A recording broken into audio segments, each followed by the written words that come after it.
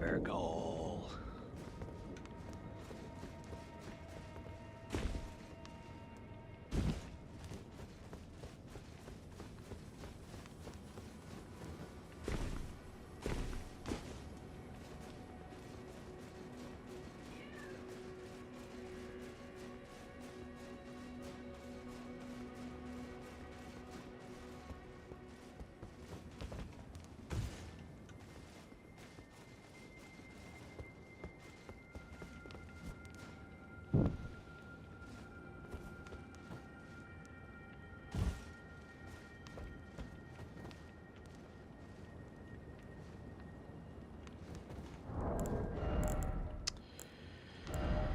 Alright, archery.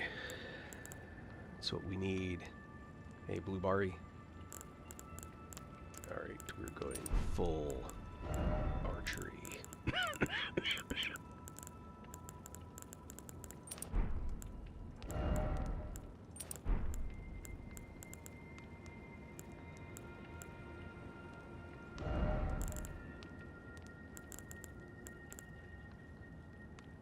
Uh-oh. Oh, man. It's not the bow that I wanted.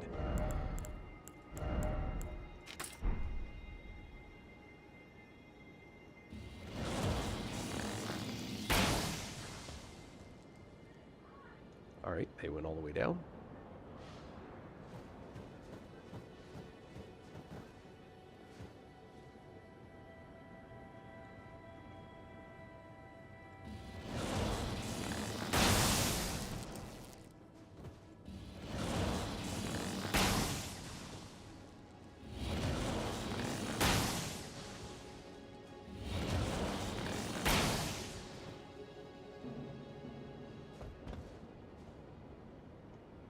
That'll work.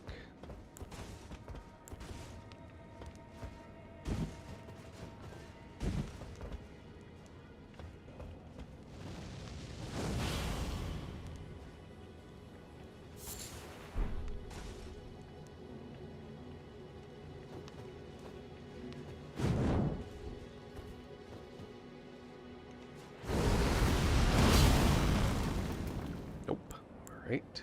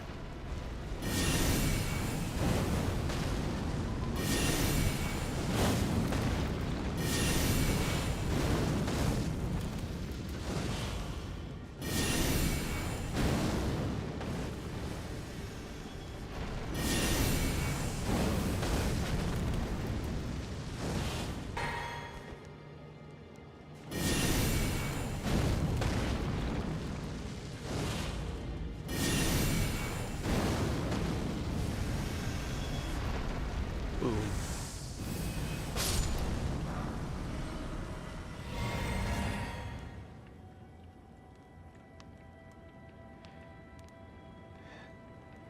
So one of the things that can make this game very frustrating is it's very easy to fall into a state where the things that you're trying to do in the game, you don't actually learn the way to do them. And like someone will give advice that says, hey, you should go farm a bunch of runes, right?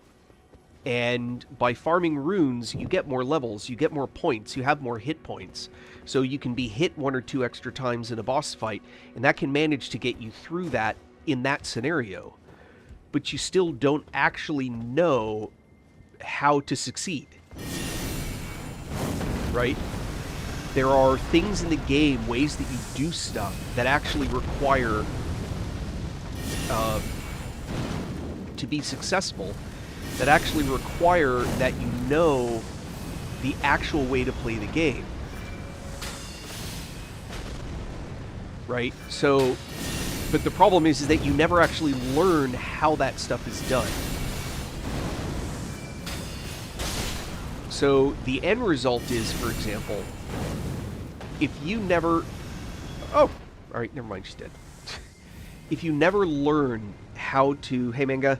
If you never learn how to do guards and guard counters, you might be able to survive some pretty difficult fights by dodging and jumping around, but sometimes what you have to do is put your shield up or put your guard up and block an attack, not dodge out of the way. And that will then give you the opportunity for a guard counter, just as an example. Or you don't learn how to parry an attack with a shield. Or what you do is you get into a mode where the way that you play the game feels like it's supposed to be... what am I trying to say? It feels like that you're supposed to be...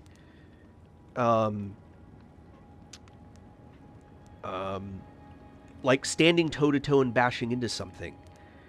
And then another fight, it might feel like that's what you should do, but you're just going to get crushed. And there's no way that you're going to be able to win a fight like that. And there isn't a good way for any of that stuff to work. So you don't learn all the little tricks that you really should learn. Uh-oh. Hold on.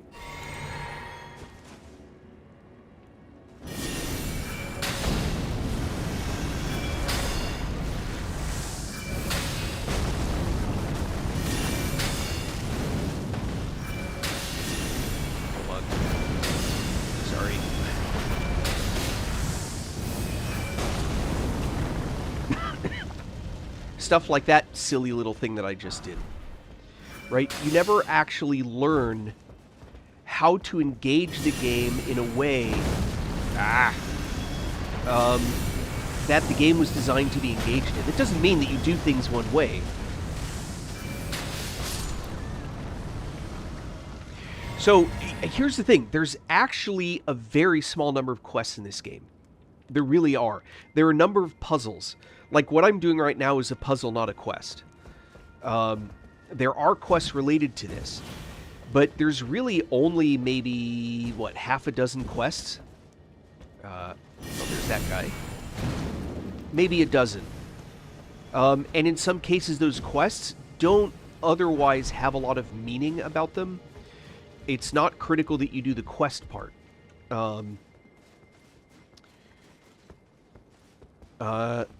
If you do, for example, the Blide quest line in its totality, that's important, specifically in its totality.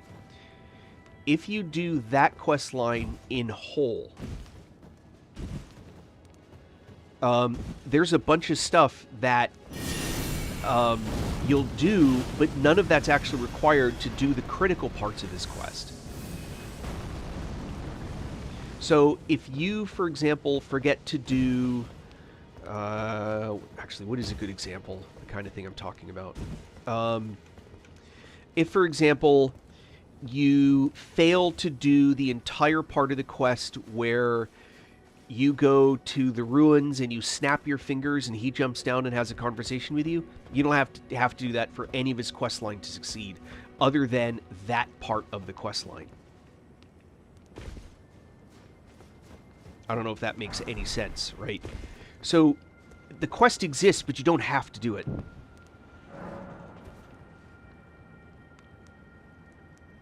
Okay, so what you're talking about is Volcano Manor. You can walk into Volcano Manor having done none of that. Again, that's a... I want that.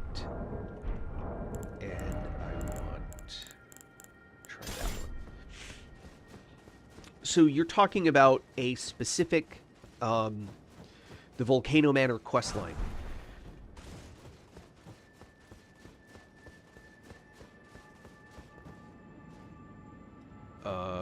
Wait, hold on.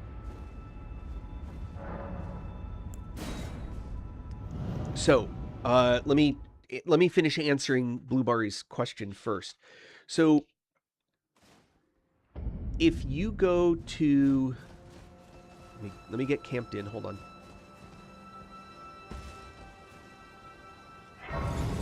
Okay.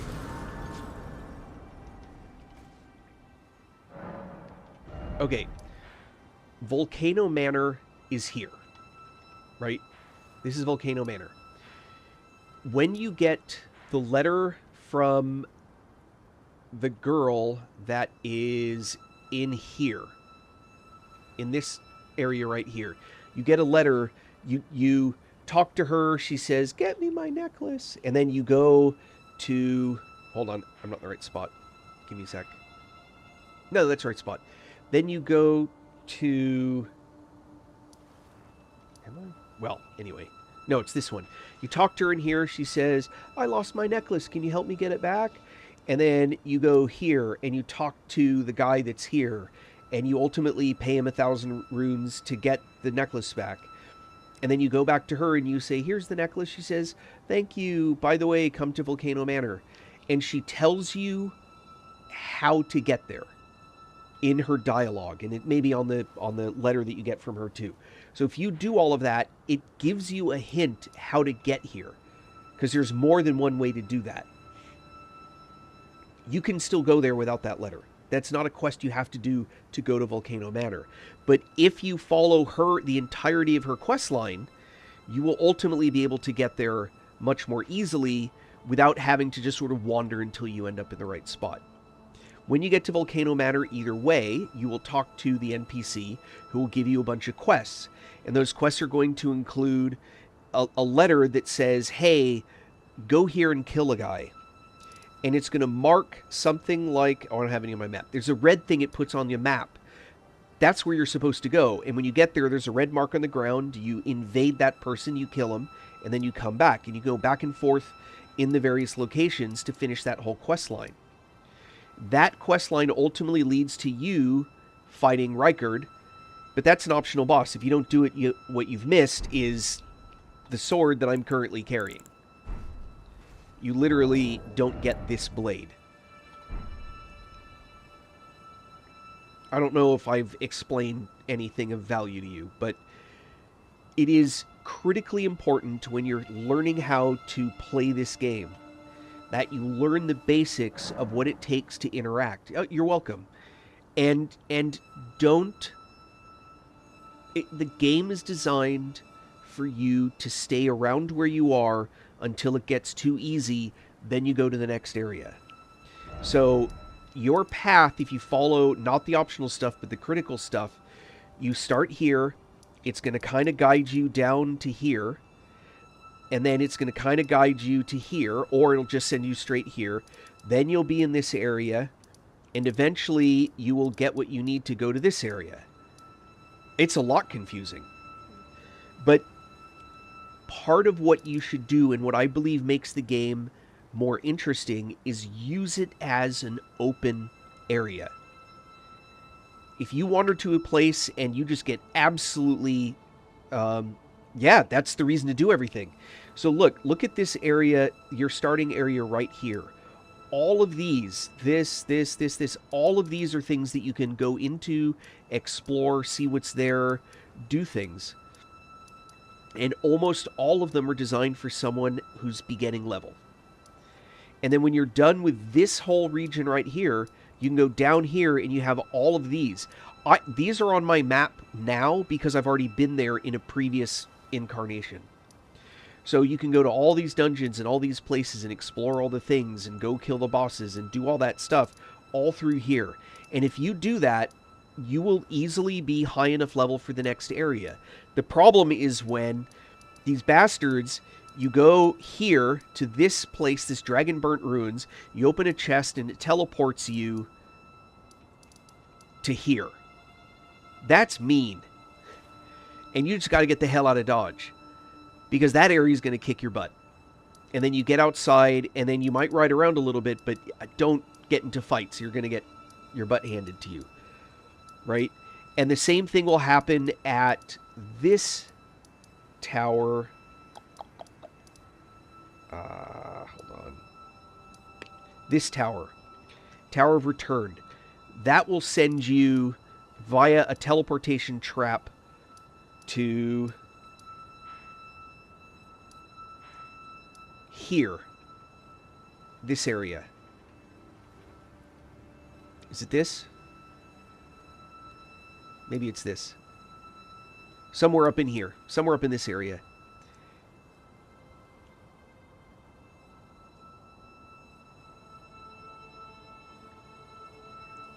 Oh, yeah, that's a tough fight.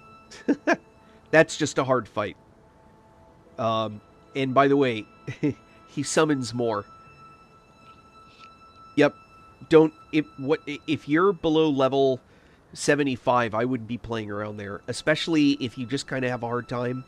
If you're like uncomfortable fighting things in this area, you're not going to be any more comfortable fighting things in this area. Caelid is not the next obvious stopping point. This is. When you get here, that's when you should think about going back down to Caelid.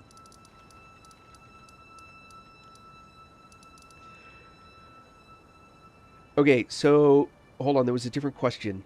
But why not sometimes you can get extra items or places you have never seen before? I'm not sure I understand that question.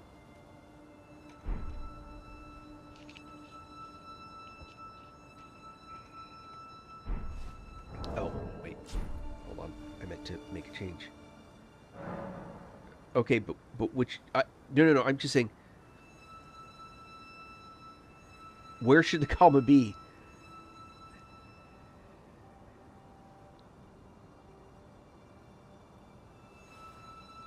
I'm not trying to be obtuse. But why not? Sometimes you can get extra items or places you've never seen before. Are you talking to me? Or the other guy?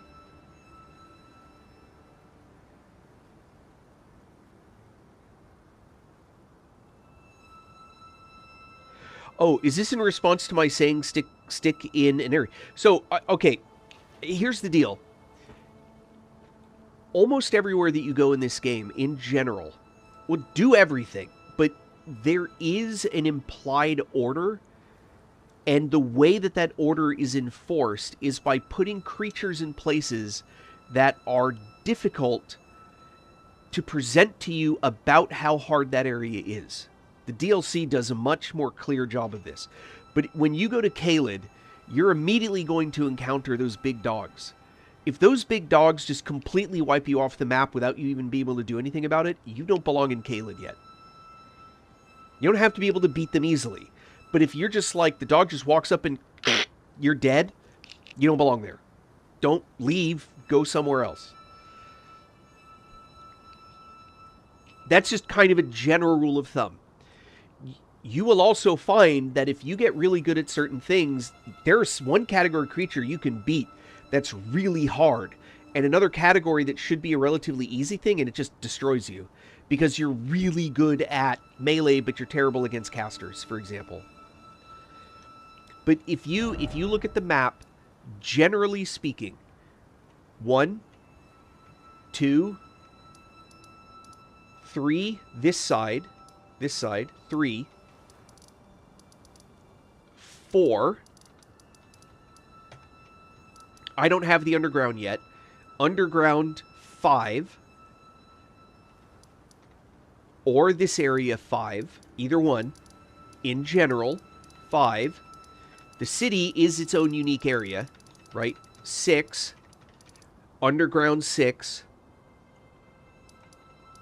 7. This area here. 8. This area here. 9. Underground 9. 10. That's an approximate path to get through there. Roughly. If I were to call an order, I'd say that's about the order you should do things in. I hope that's also helpful. But you can explore. There are places that you'll go to that, oh, I can do all of this. And then you step over a line and, like, you're just toast instantly. Let's see. Sort chest. That's what I was going to do. I want that. I don't want that. Alright. Equipment. Back to the bow. Alright, check this out. Do I have... Oh, wait, one more thing. Hold on. We're doing stuff. Yeah, you're supposed to wander. And then, like, if you wander into a place that you just get utterly stomped.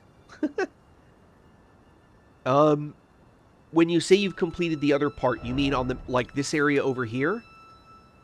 This part? My character is ridiculously high level. That order doesn't really count anymore. I'm saying that was an order for when you're sort of exploring everything anew. That's kind of the way you want to think about it.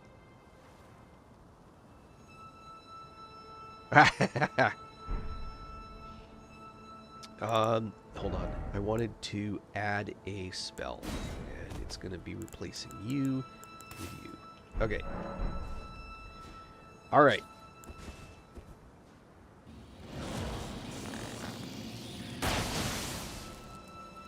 Off you go. Off you go. Off you go.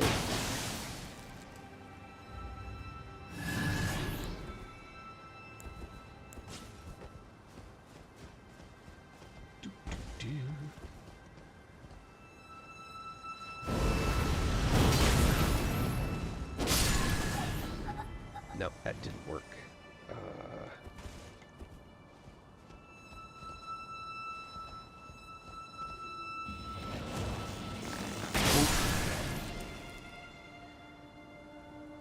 Yeah, I've done the DLC.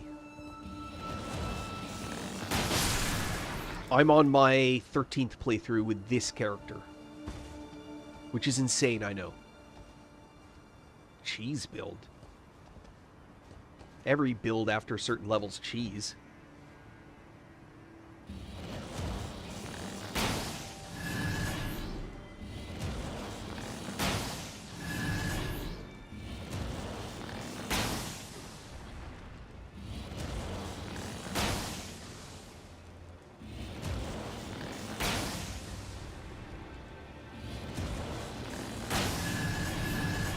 See an ant go flying?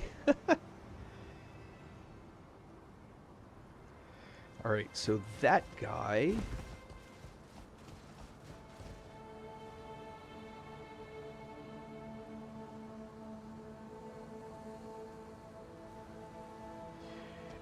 the concept of... Okay, so people think of a build as like a class, and that's not really...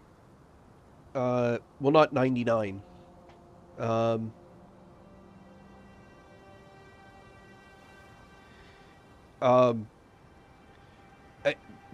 Here, I'll show you my stats. Only my endurance is 99. So, there are soft caps, there are hard caps, but I don't think people actually understand what is a soft and a hard cap from a meaningful standpoint. Endurance will keep raising your max equipment load until 99. So the hard cap is you can't have a stat higher than 99. The game just doesn't allow it. So 99 is the cap. But 80 is generally considered to be the functional hard cap for almost everything. Because you get almost nothing for anything over 80. But if you go from 60 vigor to 80 vigor, you're getting 200 hit points. That's a huge cost. If you have nowhere else to put your points, that's great. But why? Right? So you can go online and see where the caps are. What they're really talking about with soft cap is they mean diminishing returns point. That is a point at which you stop getting as much value as it would have had before. Some stats, you're getting 1 more damage per hit. That's not technically capped, right? But what's the point of putting 20 points in to get 20 extra damage? 20 points somewhere else is going to give you better. So I find that it is better to decide whether you want to be melee or caster. And if it's caster, do you want to be faith or sorcery based, and start with that as how you do things. And from a stat perspective, it's actually easy if you think of it this way. Vigor, how many hit points you have. Mind, how much FP you have. Endurance, how much weight you can carry. And how much energy you have before you run out of being able to do things. Strength, how hard you hit. Dexterity, how fast you hit, including how fast you cast spells. I don't sell runes. Intelligence, sorcery spells, faith, incantation spells, arcane, that other X factor, how often loot drops, and whether or not some items can be used. That's just a very general way to look at it. And then if you look at an item, it will tell you, for example, to use the Blasphemous Blade, you must have a strength of 22, a dex of 15, and a faith of 21. And then strength, dex, and faith, the more of those you have, the more damage it will do. It's actually kind of an easy way to encapsulate things in a general way. What you're really looking for as you play with stats are actually the aggregate stats. For example, if you look at a staff, sorcery scaling is an aggregate stat. This is the result of other things. So you want this to be the highest number possible when you use that item to cast a spell. This should be the highest you can possibly get. And so between this, Meteorite, 272, that's worse, and Prince of Death Staff, 430, this is the best one. The way that this number is calculated is by using these values and scaling your stats with these values, which will ultimately tell you what this is. And that tells you how much damage it is for when you're casting spells. It's actually kind of simple. What's hard is the decision process of where do I want to make some small changes. For dueling katanas, you have to look at what katana you're dueling with, right? If you're doing dual moon veils, you want int. If you're doing Rivers of Blood, you want arcane. If you're doing keep in mind, you wouldn't really duel Rivers of Blood. That kind of does it on its own. If you're dueling uchi katanas, then it depends on what aspect you're doing, and you can actually pick. You're actually getting like a little bit deeper in, but if you go to do an Ash of War, and you have the ability to pick an aspect, do you want fire? Do you want frost? Do you want blood? Do you want, depending on whether or not you have those, literally, as you look through those, right, look at your scaling values, and it will change what scaling, right? So if you pick, the problem is I'm not at a Grace, or I could show you, but if you pick, for example, where is it? So because this is a sacred, this is important, sacred misericord, I use sacred as the aspect, I get faith as a way that it becomes more powerful.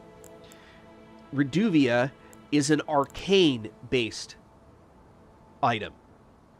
It's also got strength and dex, but arcane B is the highest scaling, right? For Sacred Misericord, none of them are really high, so what little I'm going to get is going to be from faith, dex, and strength. If you look at the Carrion Knight Sword, it's int-based. If you look at Lord Sword's Straight Sword, it's none.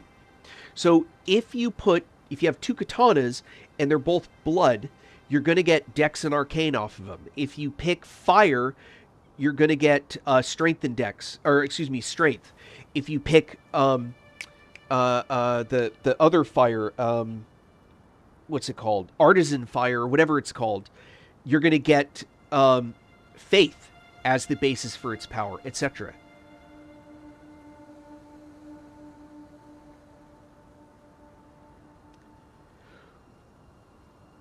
in a previous playthrough, I was only using the Dragon Communion Seal. But that's because of the scaling was higher, and and I was using all Dragon Communion spells. So I got a double dip. Flame Art, thank you. That's what I was looking for. Thank you, Flame Art. So each aspect that you can put on a weapon will change what core stats empower that weapon. But that depends. Like right now, my Golden Order seal is 391. Dragon Communion's 353. Golden Order will do more damage 100% of the time, unless it's a dragon spell, and that I'd have to figure out where that break is.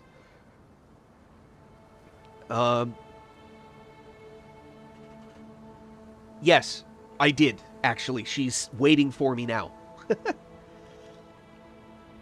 Oh, you're asking Punch. I did. Okay, so let me... You Punch, you've actually asked kind of an important question, and let me try and answer that.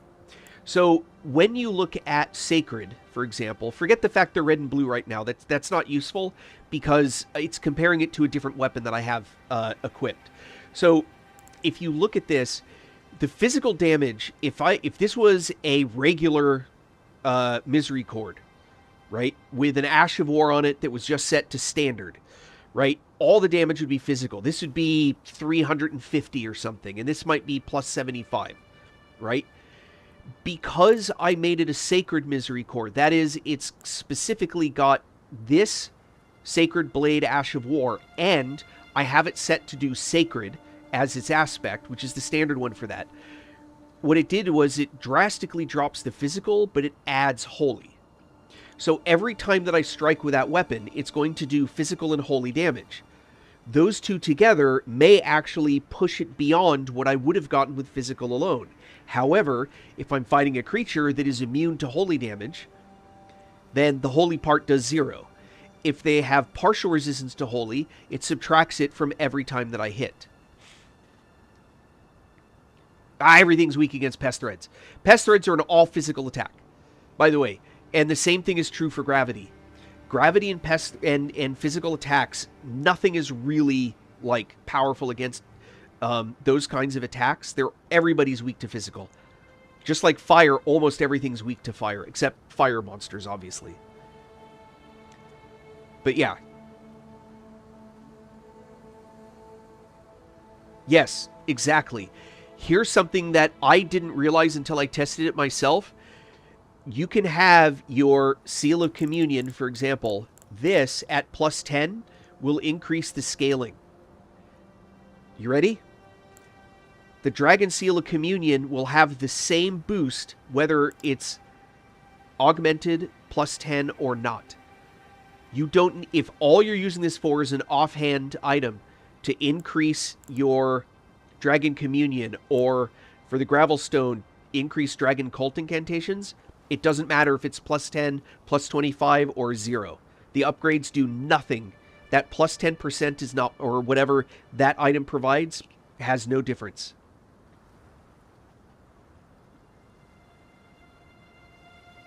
Yeah. I think among the very powerful spells in the game is, for example, Pest Threads is a very powerful spell, without question.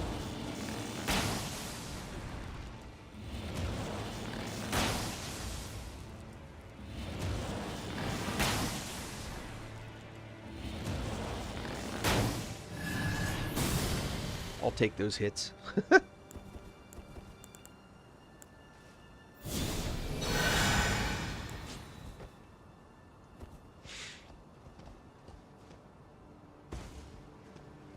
Sorry, this is a slow process for me because every time I try and run, it's a 50-50 shot, and I'd rather not just keep over and over again dying for otherwise no reason. But I do want to knock this guy off. Goodbye. And this guy? Oh, rats. Alright, here we go.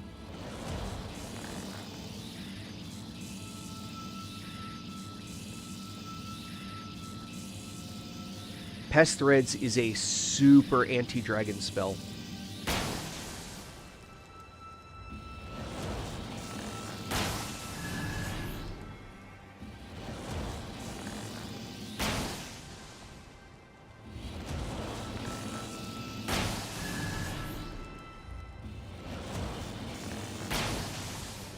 Ah, look at that.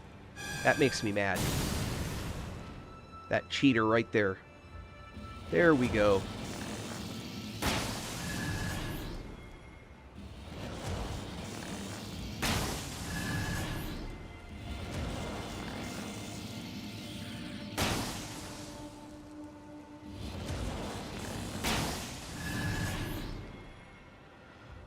Okay, we still got ants.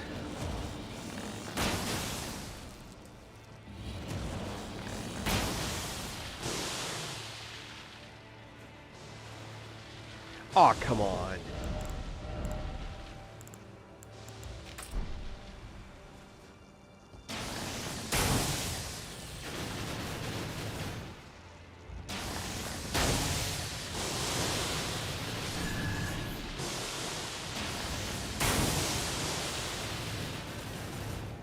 Yuck.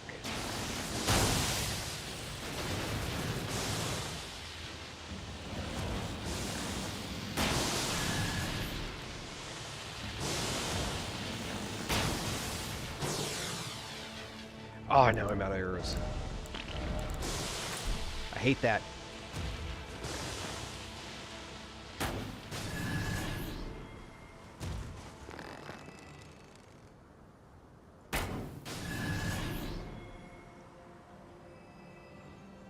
Yeah.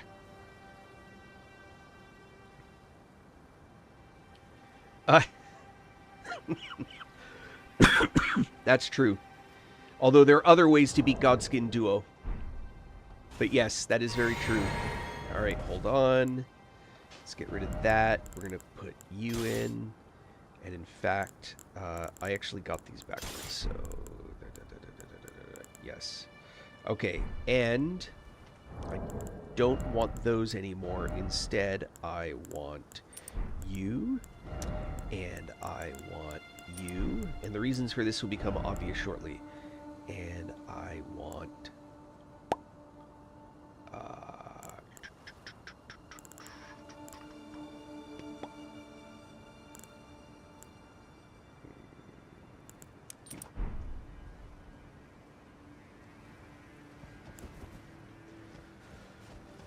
Okay. I don't even want that horn. Splat. Alright.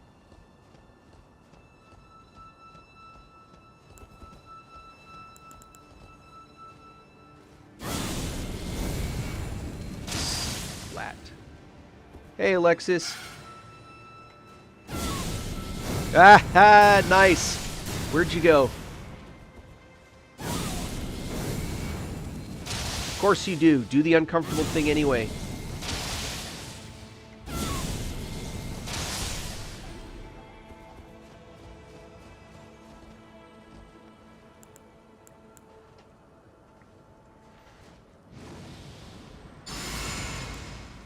Oh, now that's a big...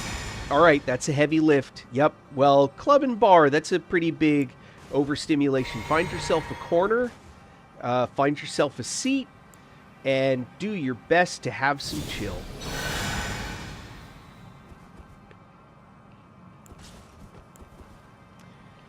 And here we go. Oh, wait, I forgot this. Alright, now we're going. Okay, I am going to be focused for a moment because...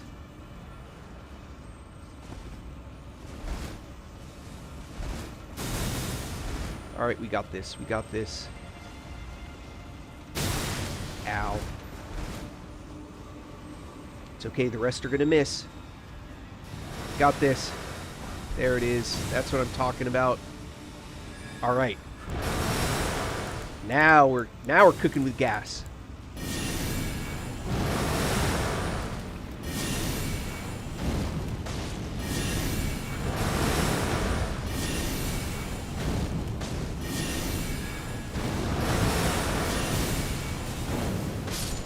That's how it's done. I hate that guy. Purifying Crystal Tear, absolutely. Yeah, Alexis, I feel ya. I do. I think it's excellent that you're getting out. I'm not sure that a club would have been like the first choice, especially if you're prone to overstimulation. But having said that, I think it's awesome that you went. Let me get this.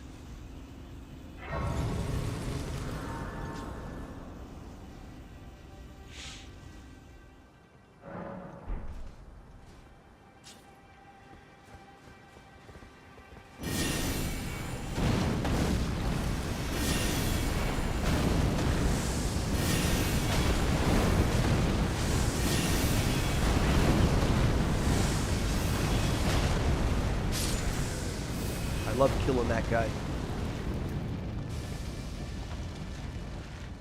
You got this. You got this, girl. You go. This is all you.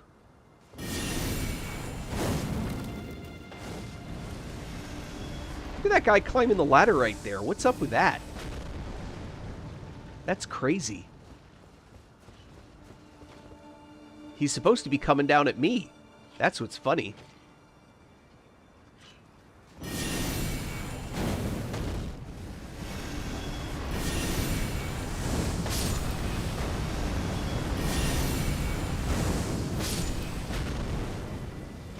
Problem is, I know he's going to come jumping down at me at some point.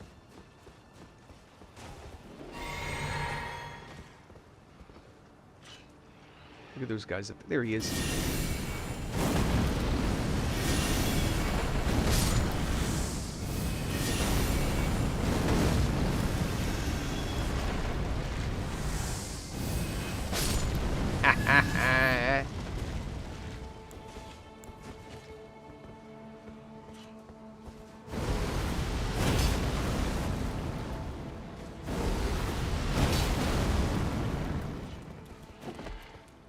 Whoops.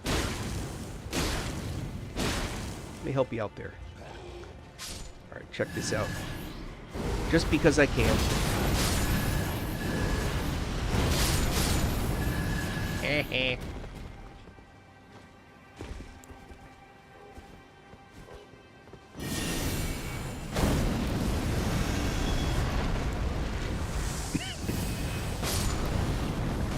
Magma's so much fun.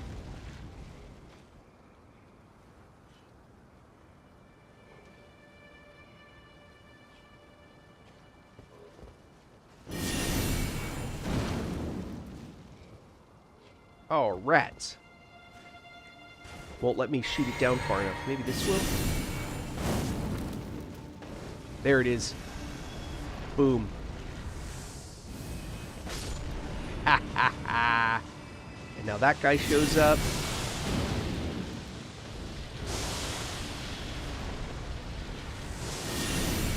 Yeah, it's too far.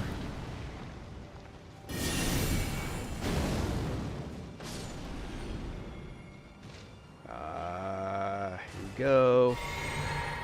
Oh no. Splat. Ooh, butterflies.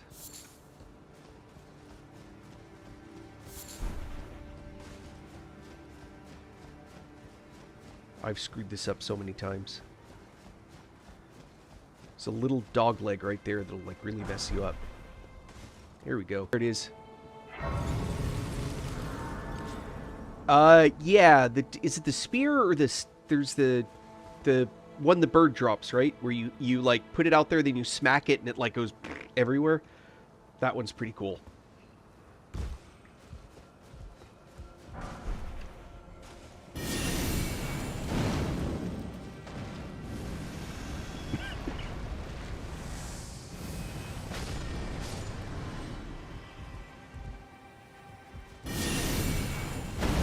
Ah! Come on.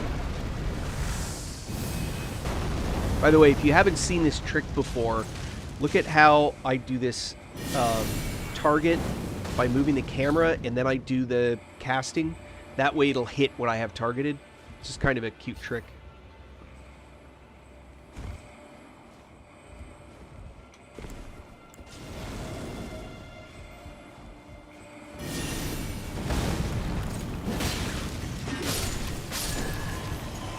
Yeah, I don't think so.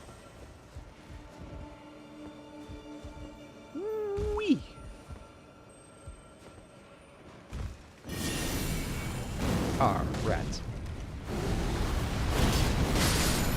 There we go. That's what I wanted. Healing.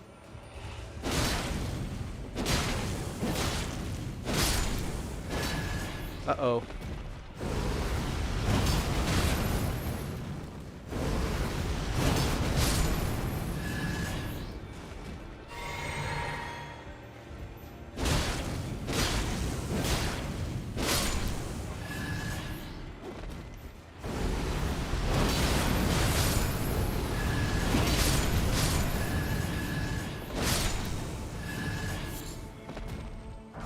So for those... hey, Vox. So for those that don't actually understand why I'd be using Blasphemous Blade here, it's actually because Blasphemous Blade is considered to be a magma attack. And so it actually gains advantage from the DLC from this. Oh, I don't have it. That's funny. I never put the right ones back on. From this. Talisman of Dread. That's so funny. What else did I mean to put on there? Magma.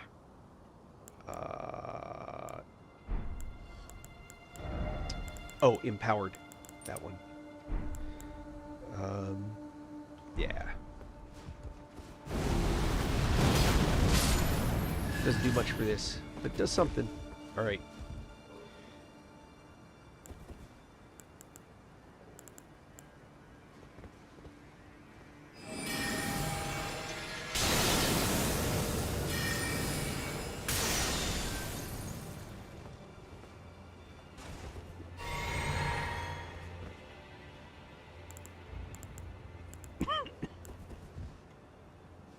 Ooh. Hey. Nope. Come on. Come on. Come on. Oh, no. You got close enough now. What? Come on. Come on. Stop. Stop. Change. Good lord.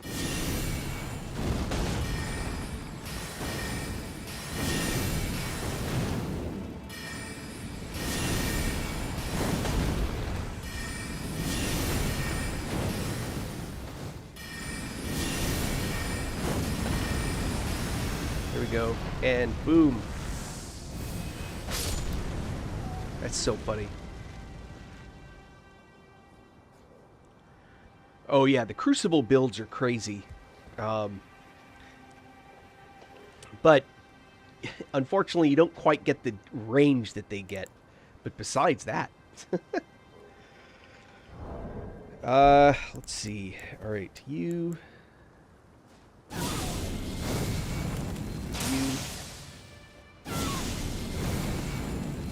Hey, you want to stand right there, take the shots? Fine with me.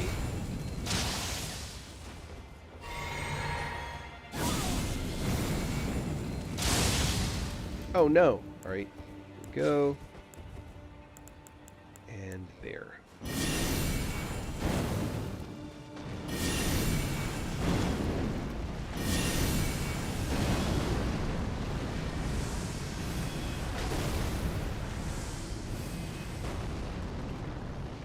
Yeah, I agree. This area can be really aggravating. I've just done it so many times now.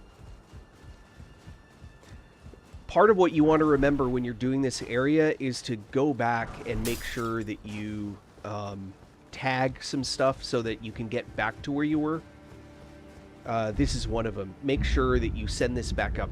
I'm actually going to camp. You don't need to camp, but I only have 3 blue potions left, and I'm not sure how fast I'm going to use the ones against... what's her name? So I'm camping to reset. And how am I for runes? Nowhere near enough. So, but it's a good idea to send this back up. I like the next part. I'm not a big fan of this part. I like the part where you're kind of on the wall, is how I like to think about it. So say I sent that back up again. So if I do die, it's already up there and I don't have to wait for it.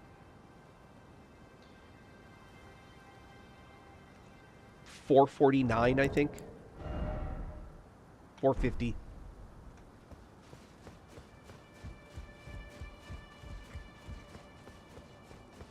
It's ludicrous. I mean, don't get me wrong. Let's see.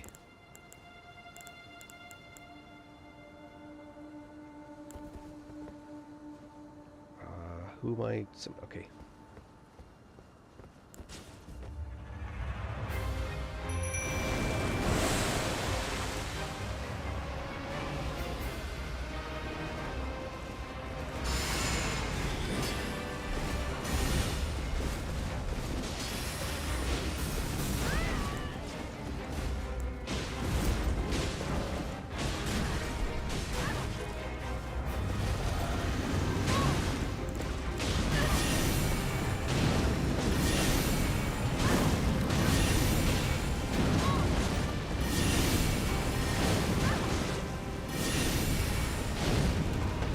There we go, that's what I wanted.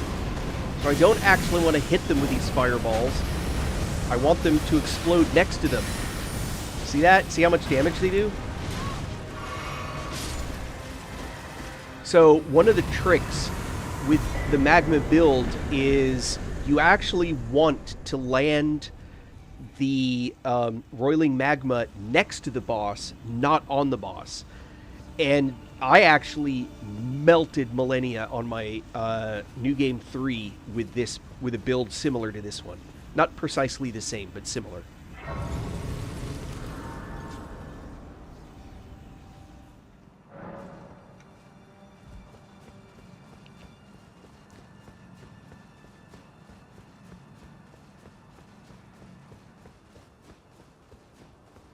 Maid costume stream. Yeah, nah, not likely to happen. Nobody wants to see that. I don't even want to see that. Nor will I be sitting in a hot tub.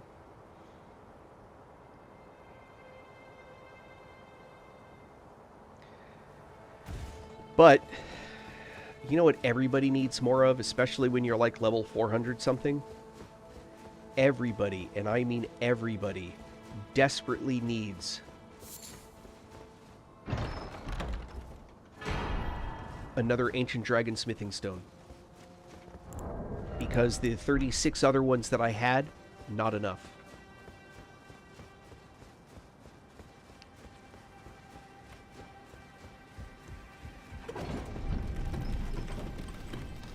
Latex tuxedo. Nope. Not my jam.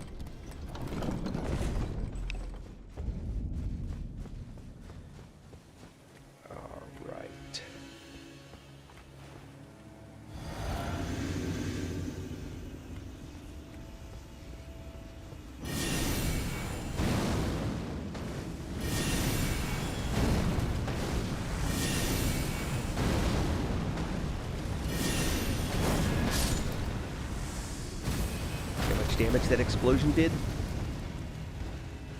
There she is. Again, I can only, in which case I am all, but in whatever the case. There the will, the dignity, pride. There the will, the dignity. All right. All right, so check this out.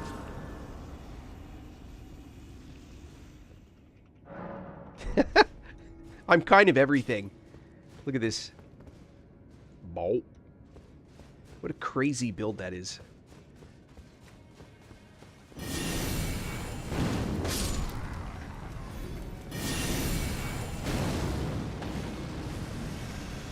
Look, they're going to study it. They're checking it out. Some lessons needed to be learned.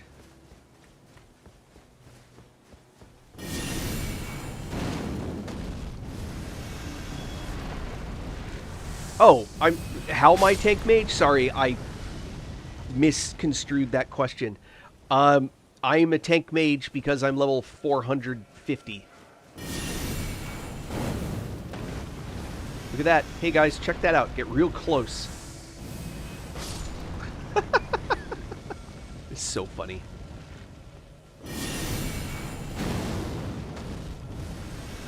Guy right there, top of the helmet.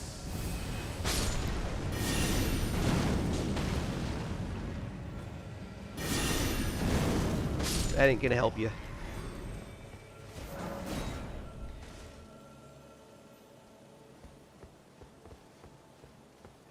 Here we go.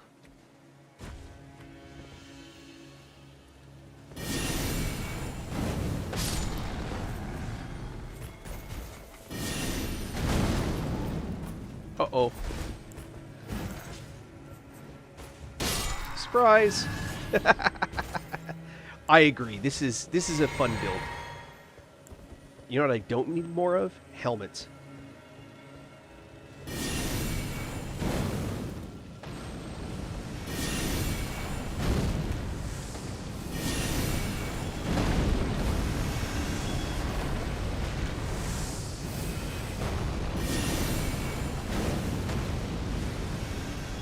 Yep, stand right there.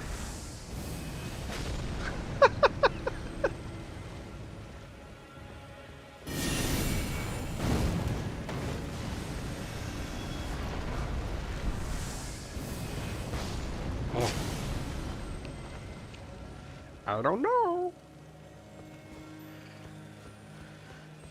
All right, the big question is...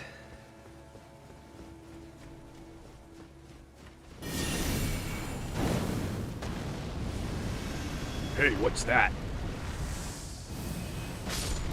Isn't that great? Alright, so that guy.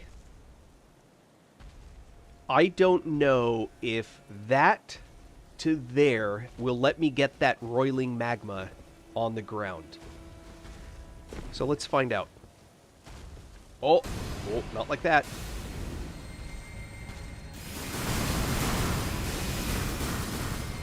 I should have waited for him to get a little further.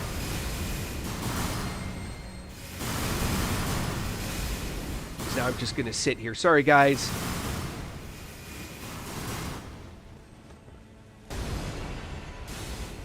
Here, I can test what I want to test over on this side.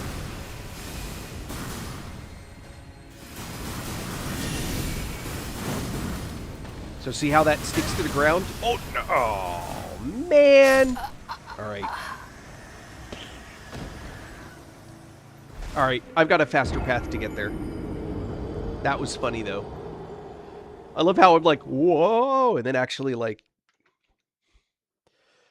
Alright, there's a faster way to get to that spot, actually. Let's see here. I do still need to kill a few guys, though.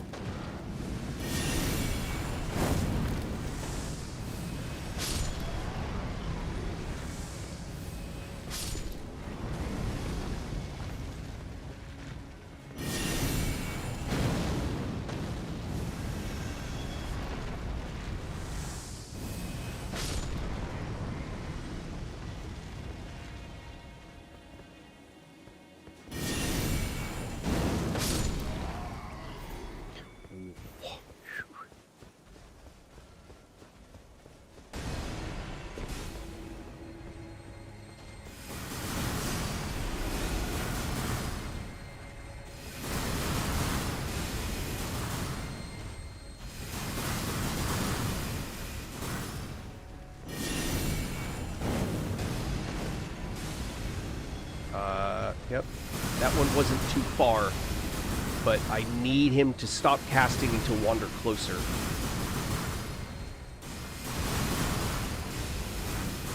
Problem is when he just sits here doing nothing but this the whole time.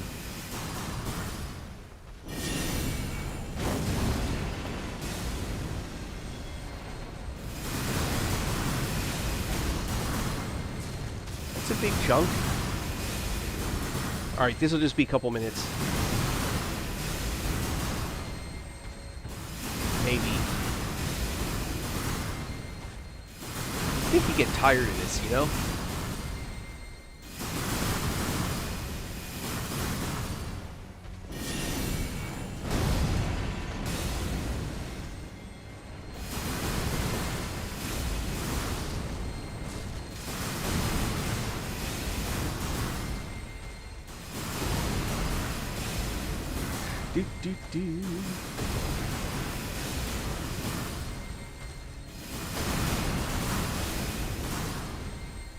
Come on, Slim. There we go.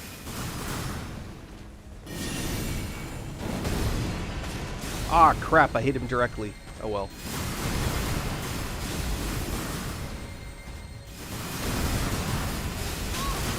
Oh.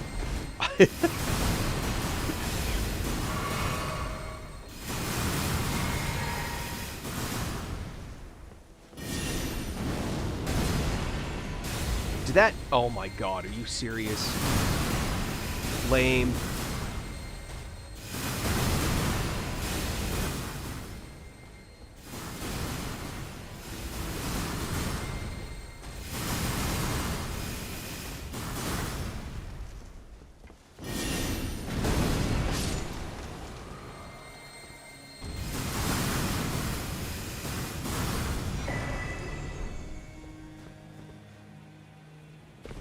Ooh, what's this?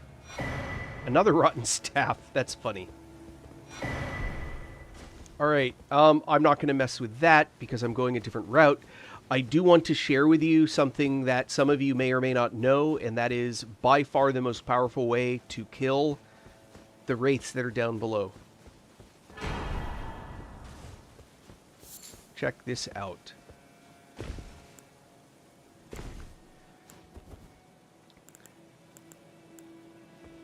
You are about to witness the strength of street knowledge. Alright, check this out. This is actually genuinely crazy. Alright.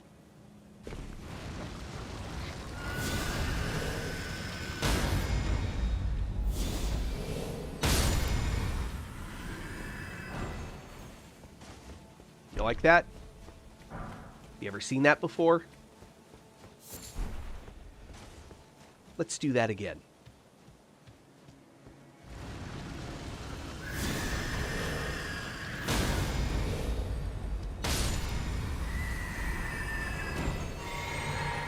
That mob type is absolutely destroyed by healing spells.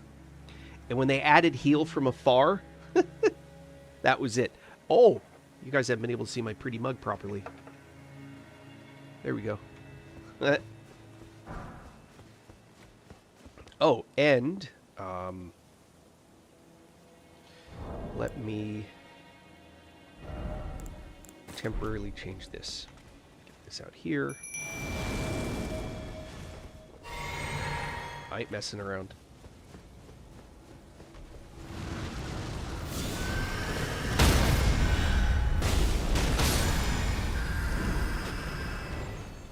Isn't that insane?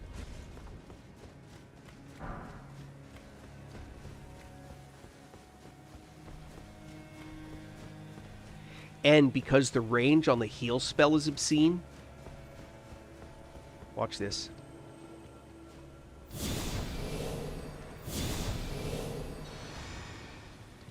Oh, just out of range.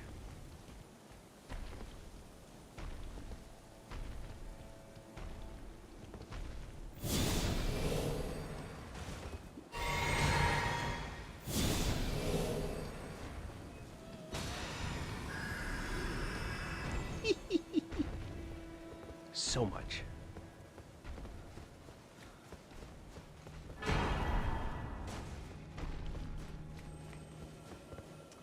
All right, now back to our regularly scheduled insanity.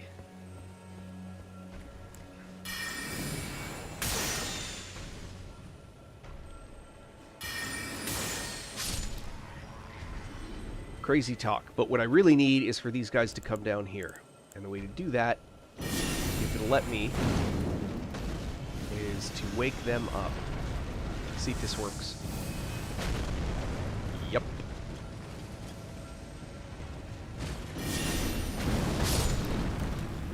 Eh. Ooh, what's he got for me? Clean rot greaves. Oh, hold on.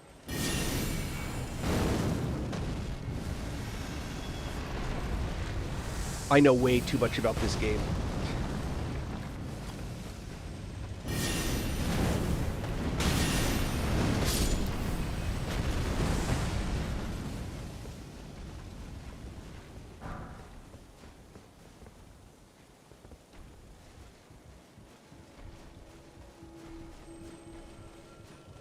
All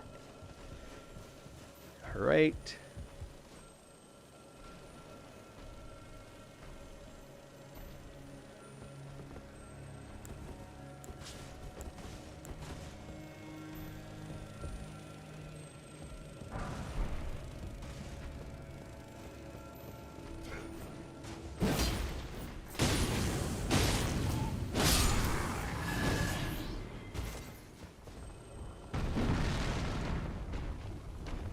There's the big guy. Yeah, they do. A little bit.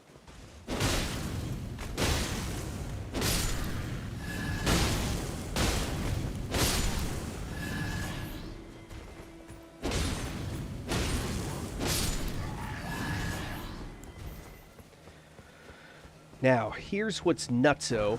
Again, if you're paying close enough attention, see if I can not screw this up.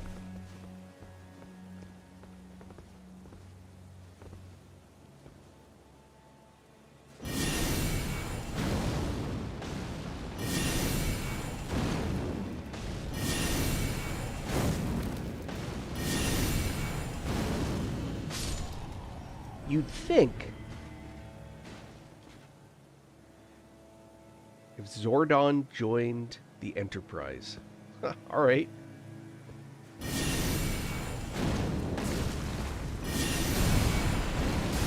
Oops.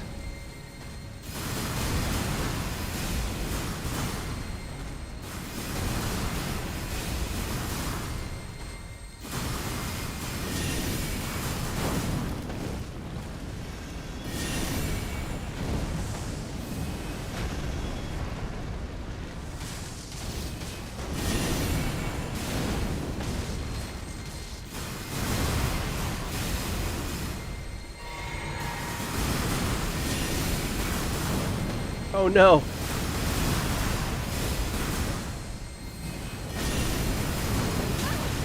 Ow.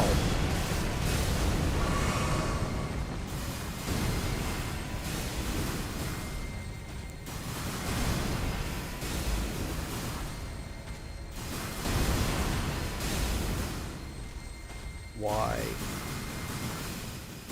There it is.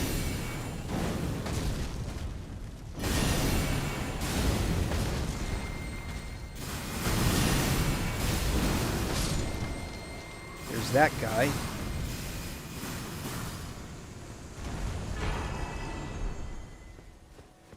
And now...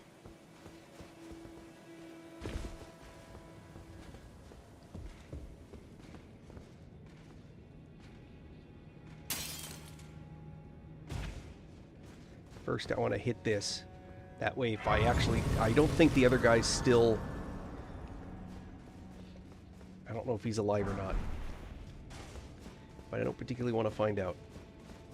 Is it this guy right there? Yep, he's still there.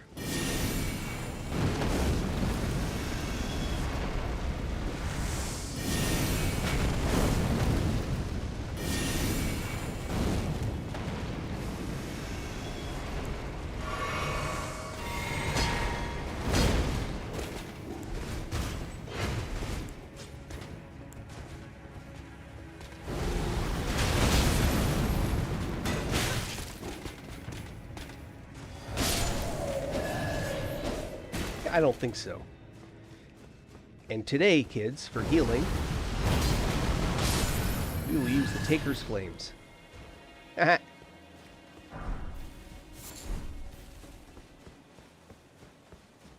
Alright. Now...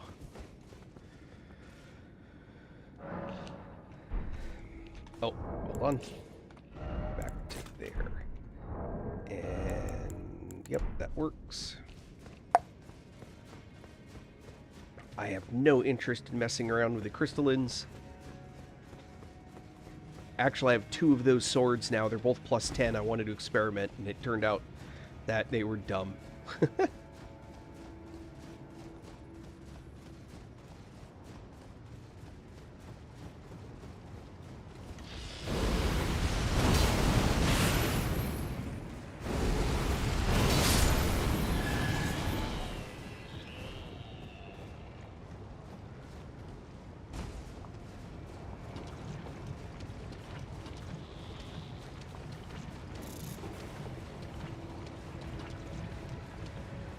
will see shortly the ultimate in cheese. It's not hacking, it's not kludging, it's just a cheesy way to win. But first, the drainage channel. Which sounds like an idiocracy television station.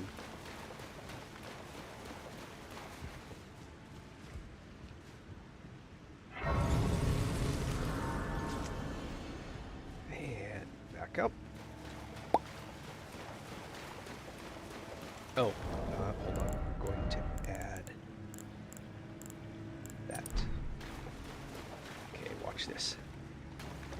This is going to be so much fun.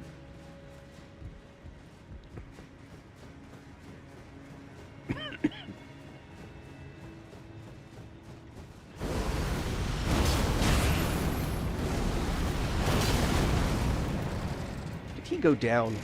Ah.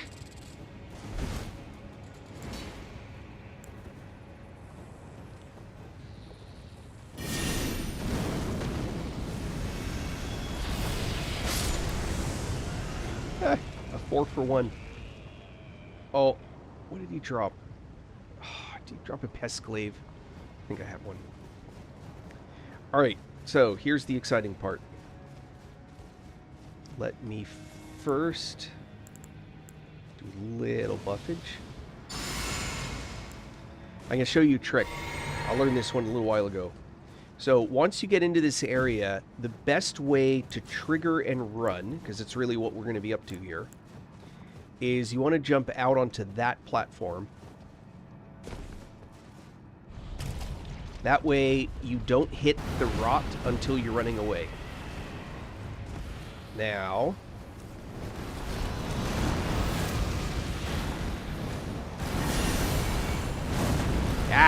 nope.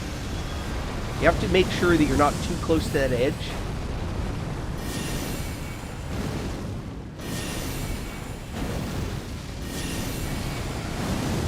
Are they sticking? They are.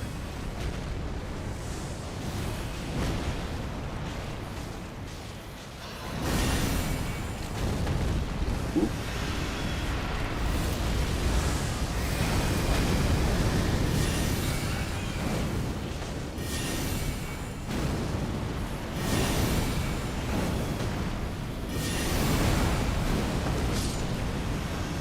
There we go.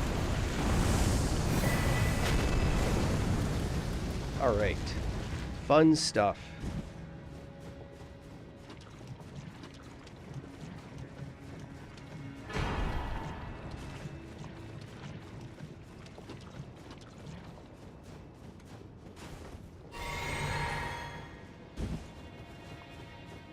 Yeah, if you don't make a point to go out there and do that, you won't see that guy. Now, this is Millicent, so this is the end of her quest line. Honestly, this is a big bummer to me. Let me just add a little commentary.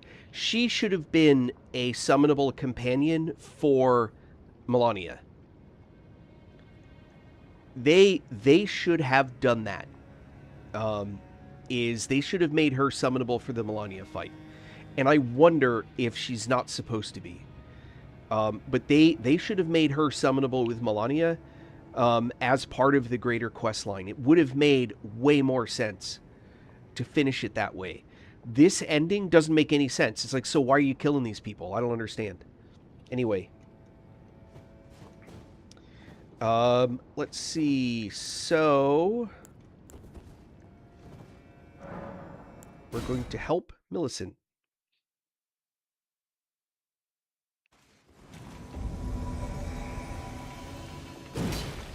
Hello, hello.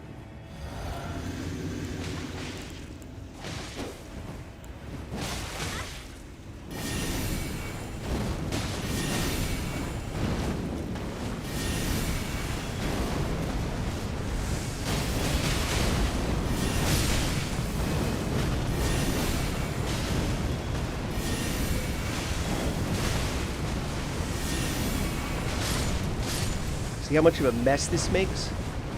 Isn't that great?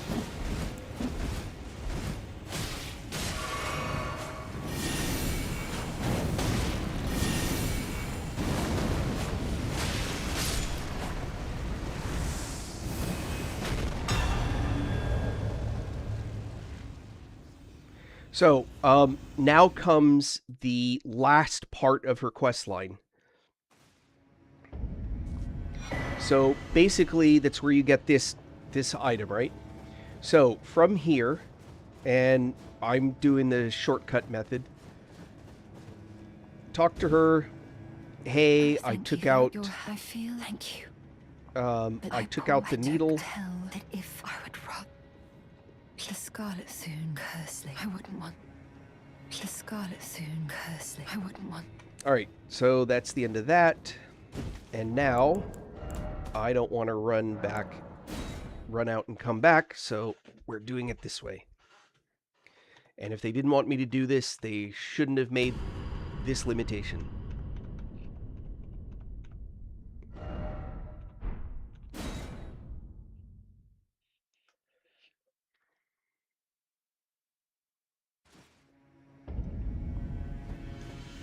Now she's gone, and you get the unalloyed needle. Or the unalloyed gold needle. Oh, hold on. Now I can go to the drainage channel. Yeah, and it's funny. I will watch, and even to this day, people will show me something that they did not know was there. I went to the laser golem last playthrough, and there were people that are like, I've done this 50 times and I've never seen this before. Yep.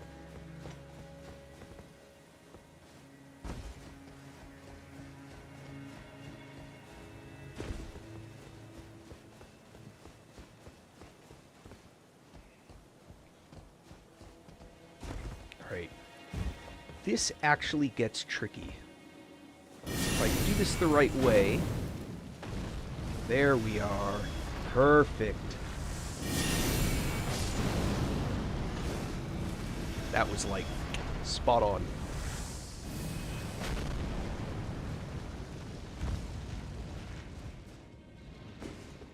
And I don't need that.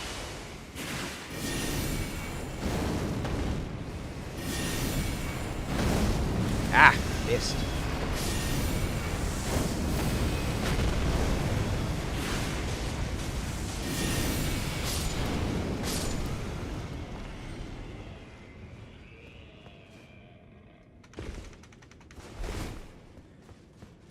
Do.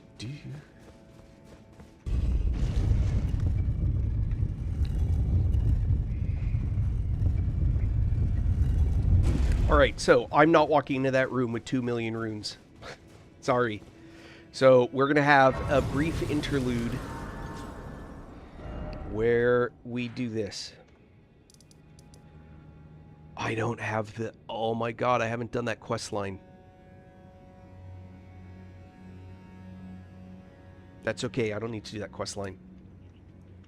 Not anymore. We're taking a slightly longer brief interlude.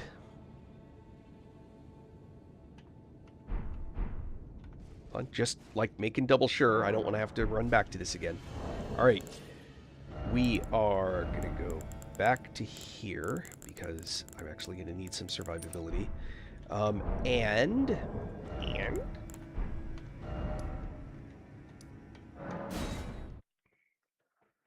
I messed that up. The more times I play through, the later and later it is I finally get the rune farm.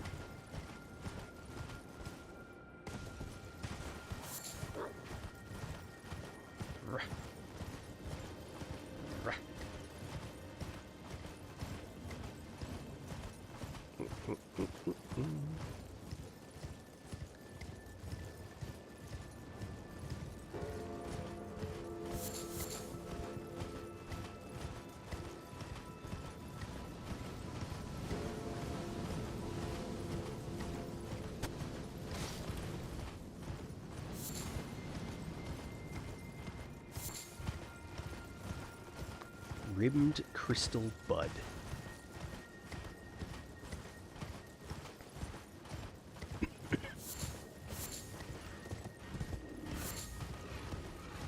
No thank you, Mr. Bear.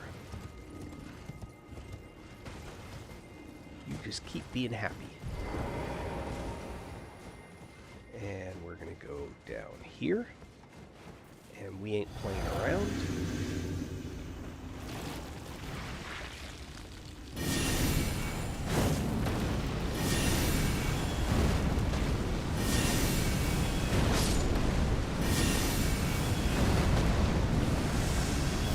Come on, Slim, where'd you go? Oh, there you are.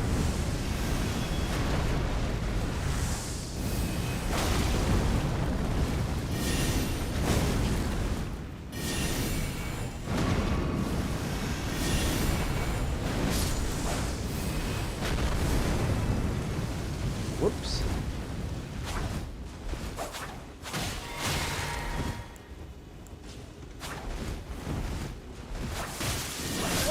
Oh, man. I hate that guy.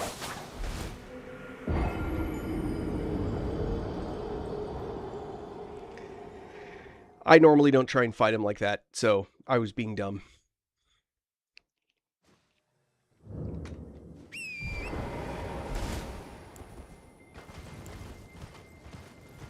Speaking of...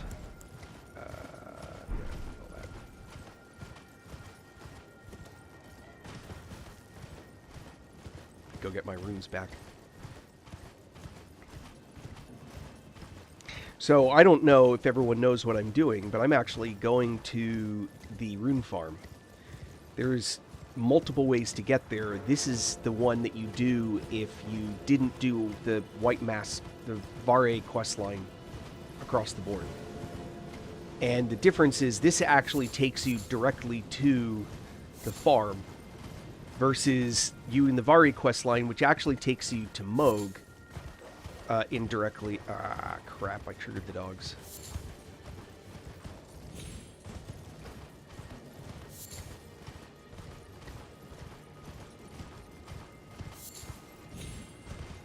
I can't help myself. I need more rimmed crystal bud.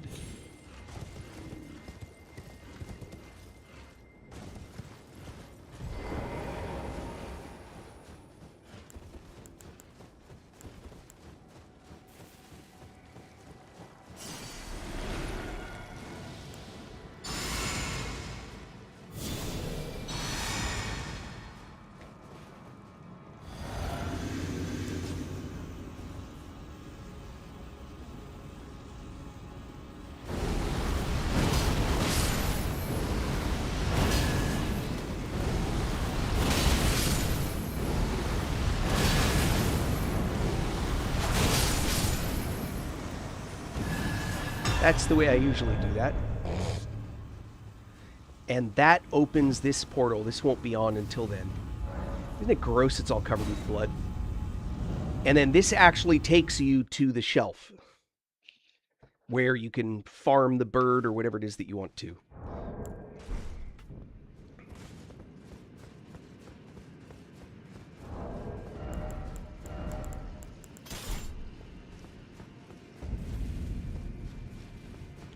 See?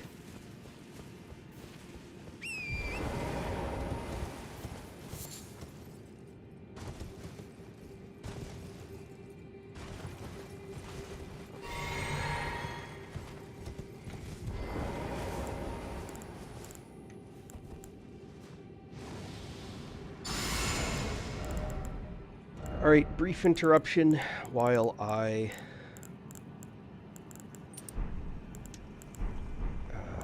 inventory. That one.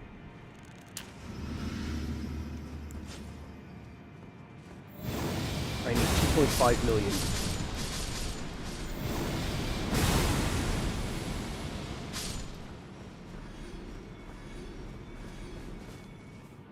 Should not take long.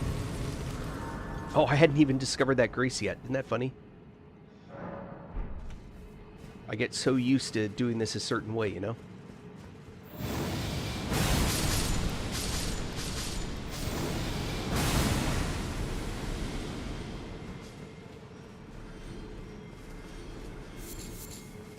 $2.2. Don't worry, 2, maybe 3 more of these. Depends on how many golden-eyed mobs are hidden among the group. 2.3.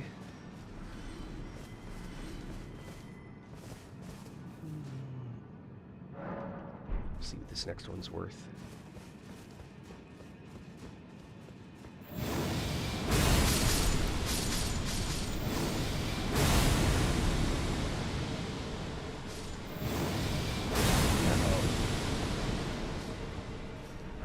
There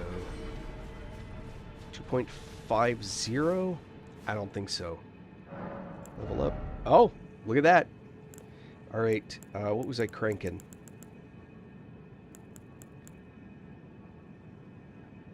Strength. And I don't even want more, to be clear.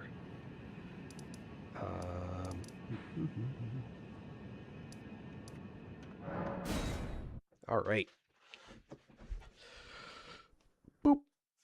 All right. Back to you.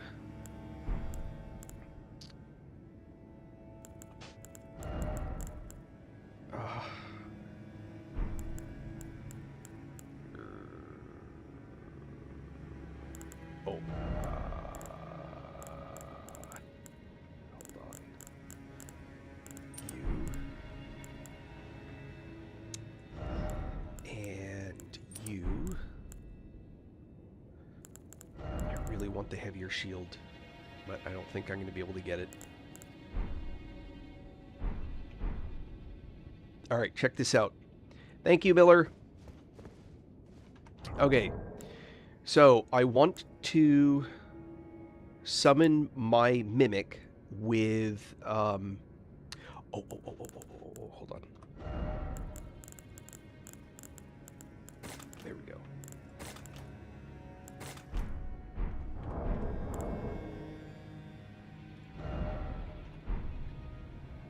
Not on the first one. Alright, I want to be able to summon my mimic with the sword. That way they can heal themselves. So I'm going to do that. But because this is the first time through,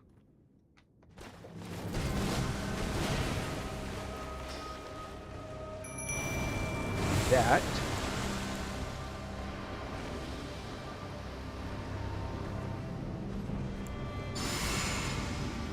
Why'd you heal? Did you see that? He healed.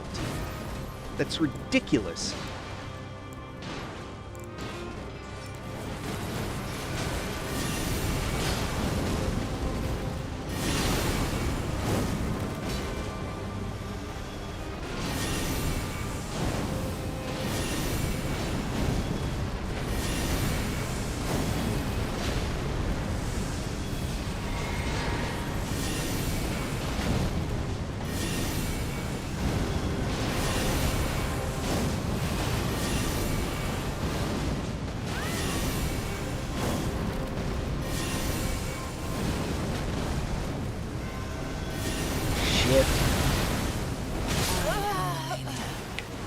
Didn't get my shield up. That was my panic. But you saw how powerful that magma was against her. If that wasn't a waterfowl right there, I would have had that. Alright. So this now lets me do this. This.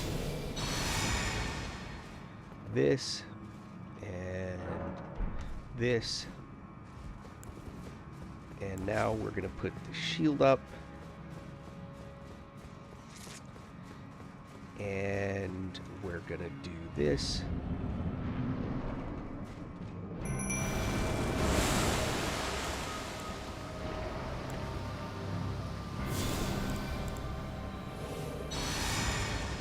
Oh no, why'd you run off so fast?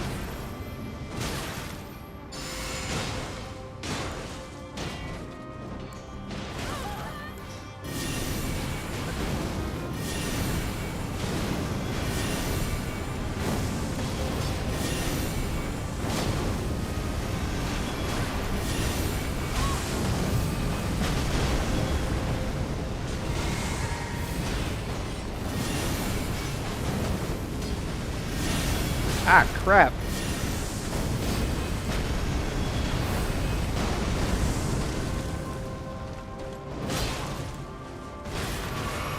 See, now this time it's not stacking up. Oh, man.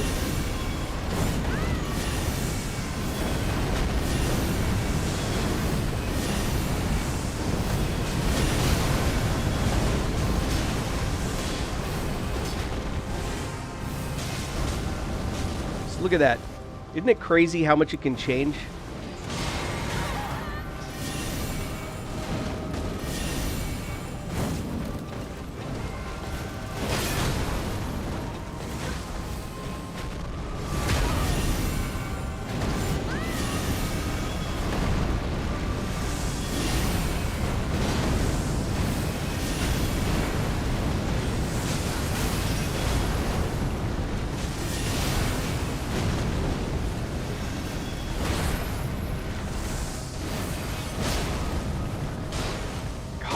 Healing so much this time. Uh-oh.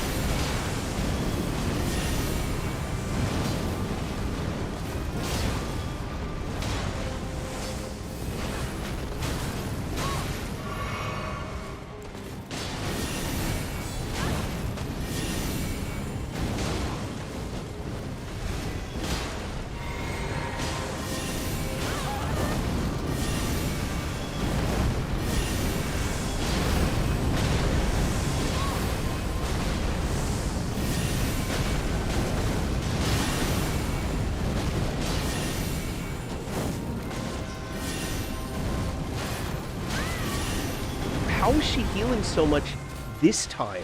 That's what's crazy in my book. Ah, crap.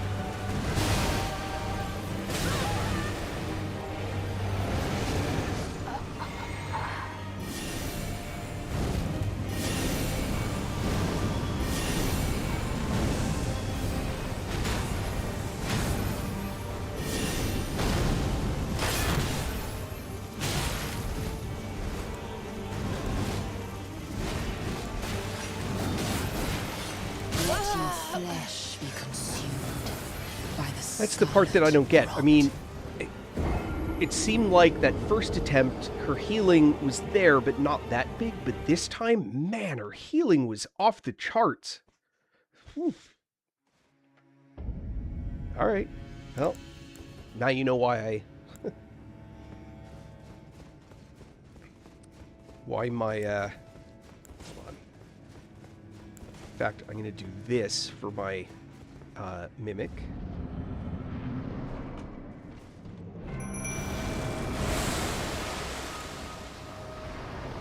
And here. And here. In fact, I will even do this.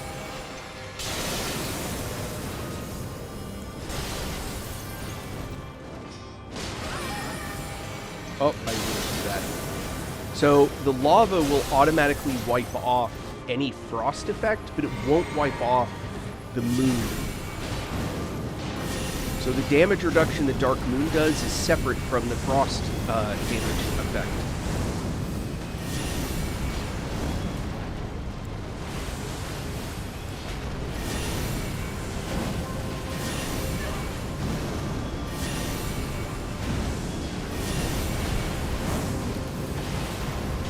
Come on, drink up.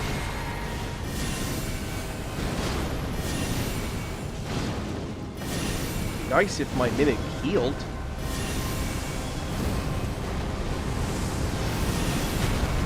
That little teeny healing. Better if it was better than that.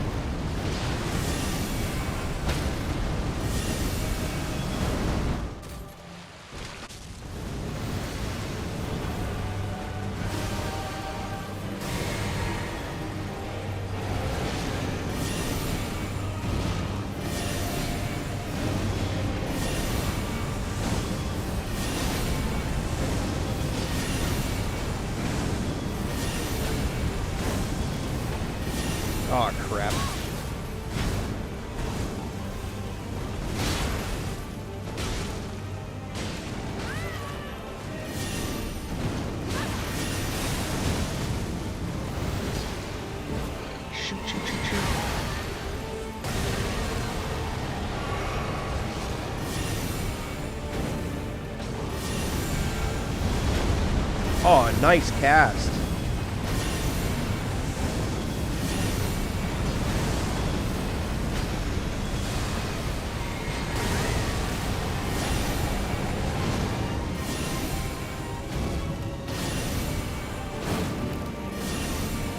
Come on, let's get those explosions. Your strength. That's right, baby. The mark. Now you've seen it too. Magma is vicious against her.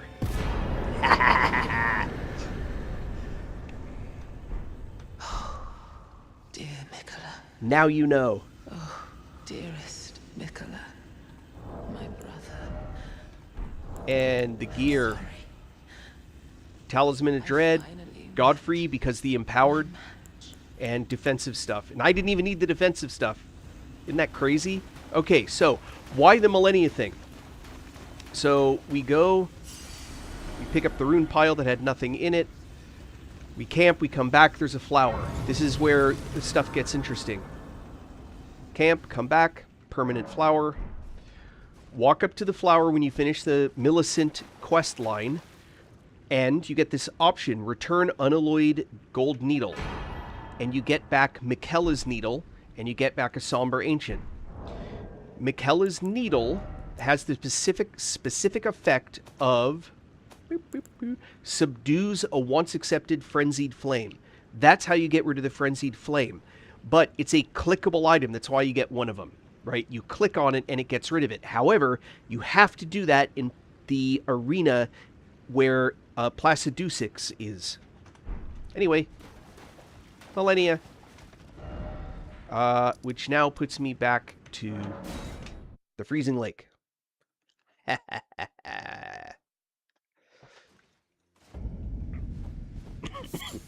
not even half a level.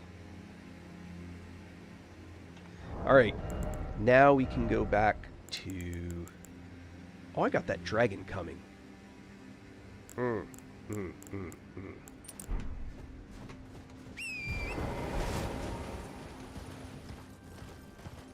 I got anger management issues with that dragon. Is there anybody there? I'm not getting any text on my feed.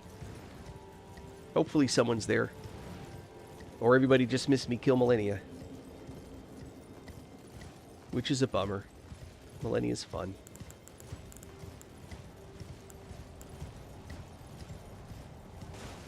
Hold on. Do this.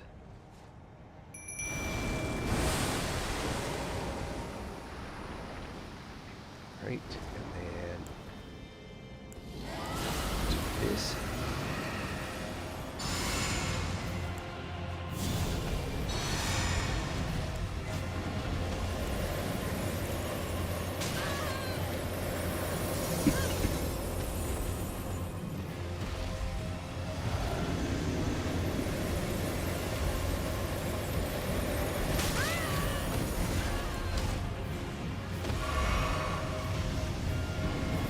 Oh, come on.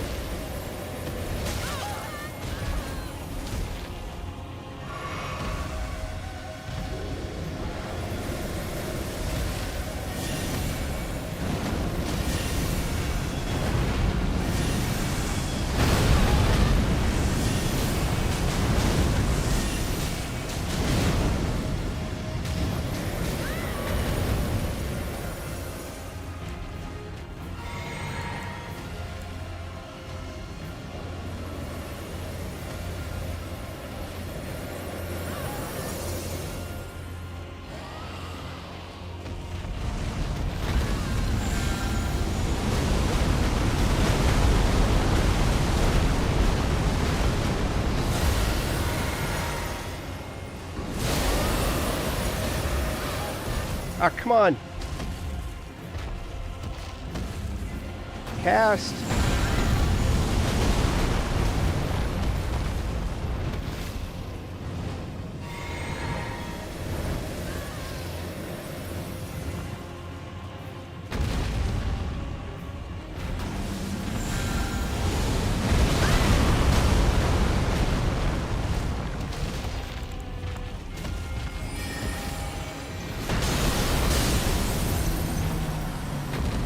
Ha ha.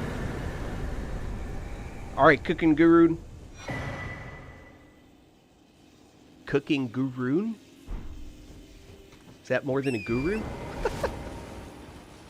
Do you cook? Is that a thing? I love cooking. Well, alright, to be clear, I like cooking. Sometimes I love cooking, especially if I get in the mood.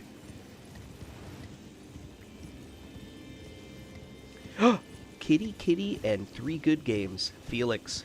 Nice.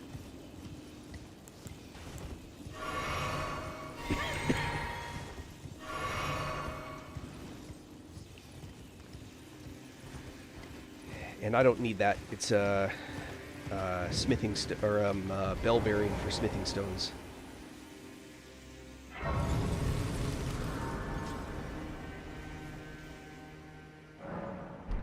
Now the funny thing is, I will need to move away from magma for the fire giant. But again, I have everything I need.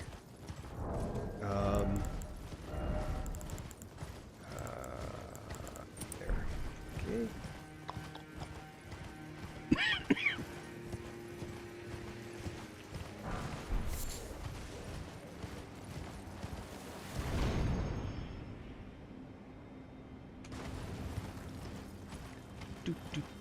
What are my stats? Oh, ridiculous. I'm level 451. My endurance is 99. My strength, dex, int are all 80. My dex is 70 because that's max for casting speed. I'll show you in a sec. Let me get to the next grace.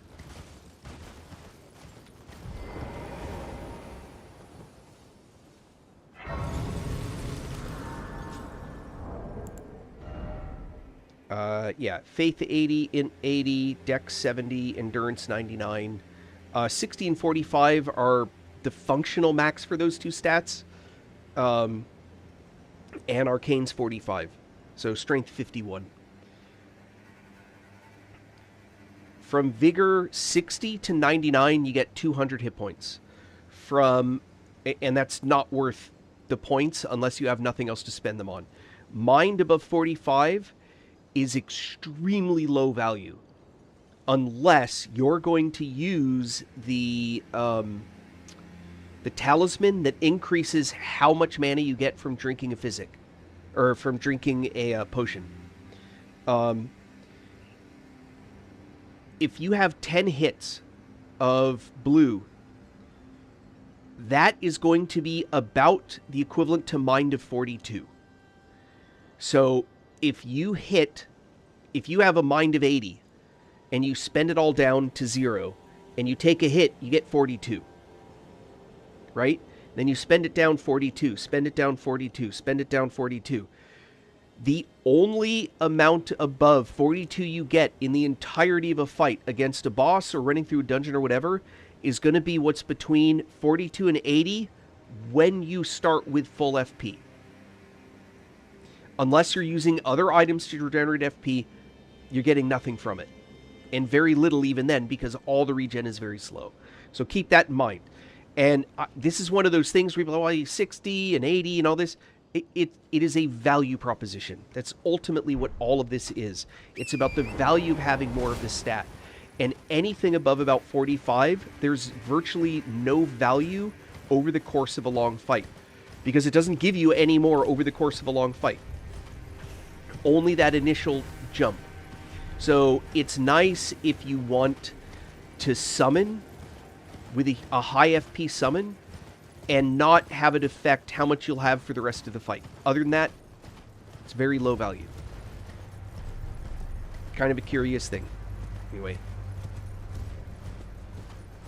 So chew that up however you want.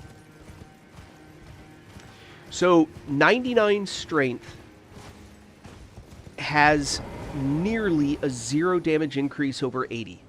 It's not 0. I think you get 1 more point of physical damage per strength above 80.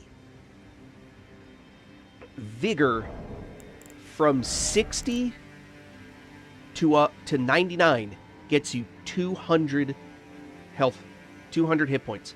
200. That's it.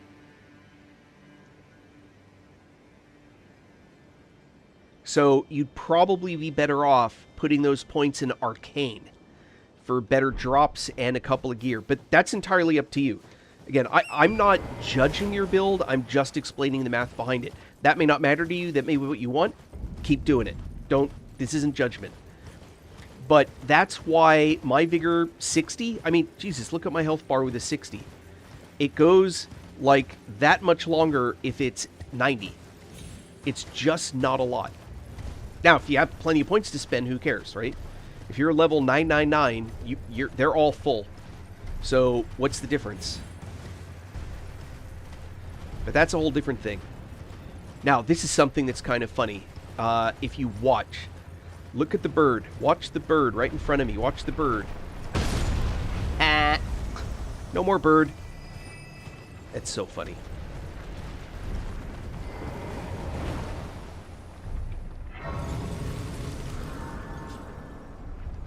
Oh, and you know what else I screwed up? Alexander. I need to go back here. That means I need to go back here. No. Erd tree. Where's Erd tree? There we go. Watch. Okay, valuable lesson incoming.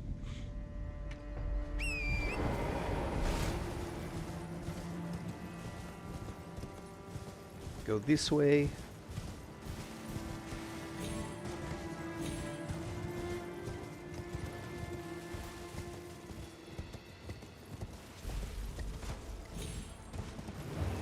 It's a Tibia Mariner. Don't care about it.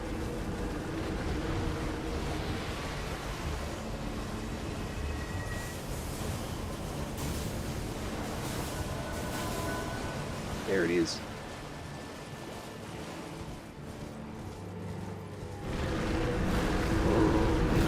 So funny. Ow! Poor Torrent.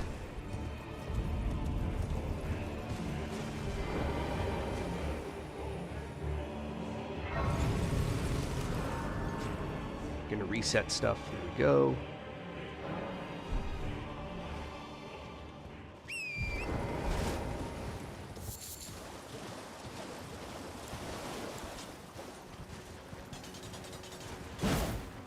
I just realized this may actually be... Ah, come on! There we go. That may be a smithing... Oh, barrage. Should have known.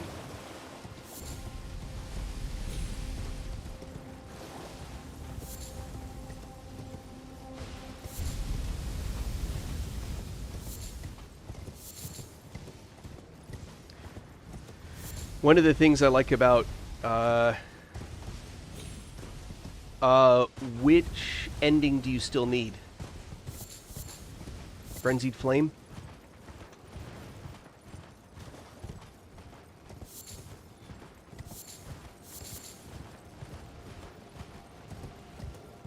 And I'm playing on PC, so I don't really get trophies. But I've done all the endings. All 6.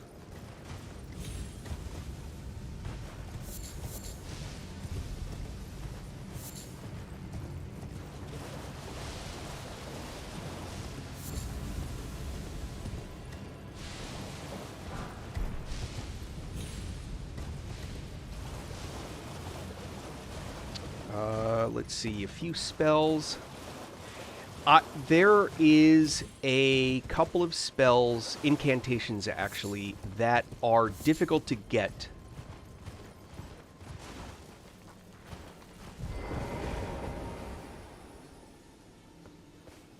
Oh, the normal ending. Okay, so you've done the ones that are not the normal ending. Gotcha.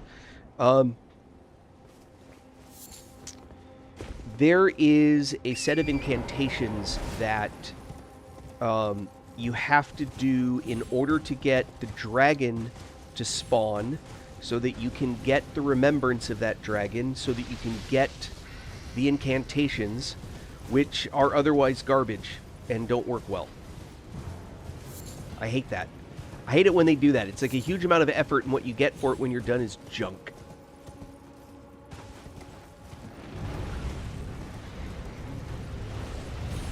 Oh, I just realized that I am not set up for this guy.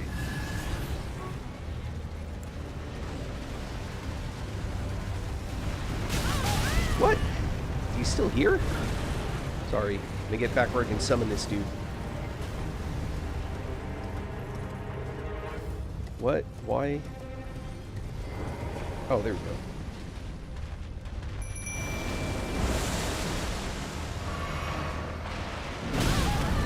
Ow!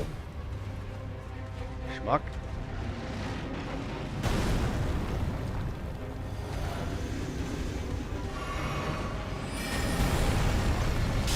He's using magma on a magma dragon.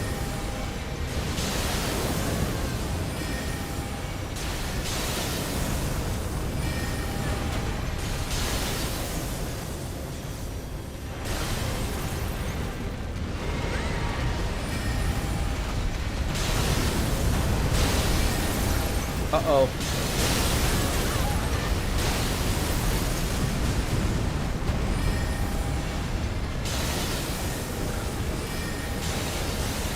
There we go. Get those moons out there. Drink!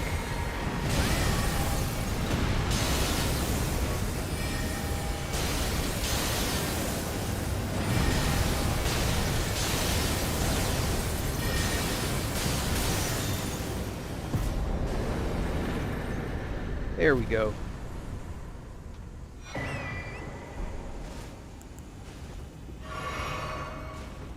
Hold on. Do this. And...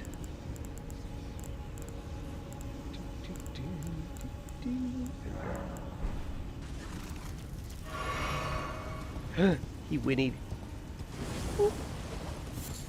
Smaller butterfly.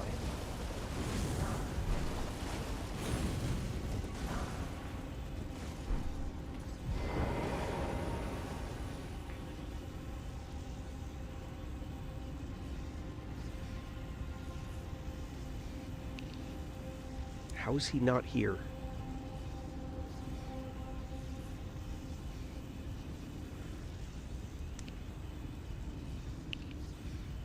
I know why he's not here. Duh. I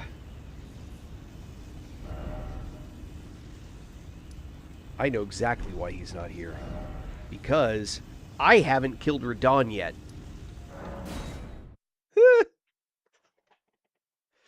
You guys want to see a Radon kill? I'm copying my first playthrough where I just forgot to kill Radon. Hold on. I want to go south. That way. That's funny. By the way, don't forget to kill Radon. Doo -doo -doo. Yeah, Seth. Actually, I will give you a bunch of tips. Some are very, very specific, and some are kind of like chill. You should consider not doing or doing this kind of greater issues. So let me offer you a couple interesting tips. Tip number 1. Just play the game in its environment the way it was designed. Don't set down some artificial challenge or belief structure that, well, the game was intended to be a certain way. No, they work very hard to make sure the game is just like it is, right? So you're going to hear people say things like, oh, well, Casters isn't really playing the game, or they'll say, you know, real people don't do this, or real players don't do that. Ignore all that advice. Your game, you paid for it, play however you like, do what's enjoyable, don't follow advice like that. Second, don't don't do meme builds on your first playthrough. And bleed is a meme build. Let me explain.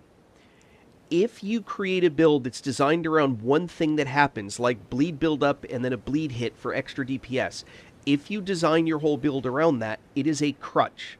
You're not learning how to play the game. You're learning how to build up bleed on a creature. You can win the game like that, but you're not going to learn how to play the game.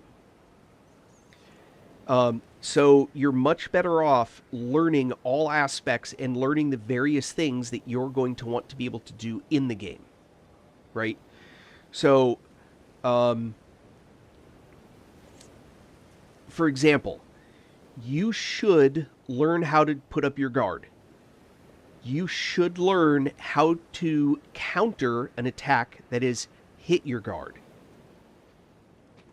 What that might look like... hold on. Let me move forward a little bit. I'm not actually in a place where this is going to be easy to show. I need to switch to a different character.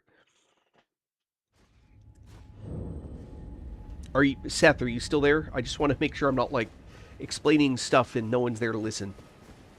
Yeah, all right, cool. So let me get to this Grace here.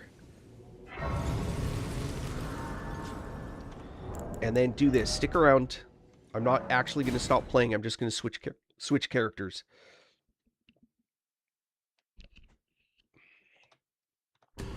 I want to show you something that's a little bit organic. So I'm showing you a very low-level character when I do a couple things. So, level 17. Alright? This is a standard. I think it's a Vagabond build. I think Vagabond's a great starting thing. There is no such thing as a class in this game. It's a kit that you start with, and from there you do whatever you want. There is no class. There is only your stats and what the result of those stats are. Alright, so... perfect. I'm using the... hold on. Let me... Okay, this is the starting shield and the starting longsword. Level 17, right? So, see how I'm putting the shield up? That's a guard. Now, if you're playing on console or using the console-type controller, your keys... Mine's right-click on the mouse. You may have some other button that you press. B, A, whatever it is. I don't know. Whatever it is on the controller, I have no idea. You're going to want to be able to put up a guard, right? Oh, miss key. So, that's the first thing. This is a guard. You don't need to use a shield for guard. You can put guard up with just a weapon. Right? That's guard. Okay, I'm going to show it with a shield because it's more obvious. So I'm going to walk up to this guy. I'm going to let him hit me. Listen for the sound and watch what my character does immediately after.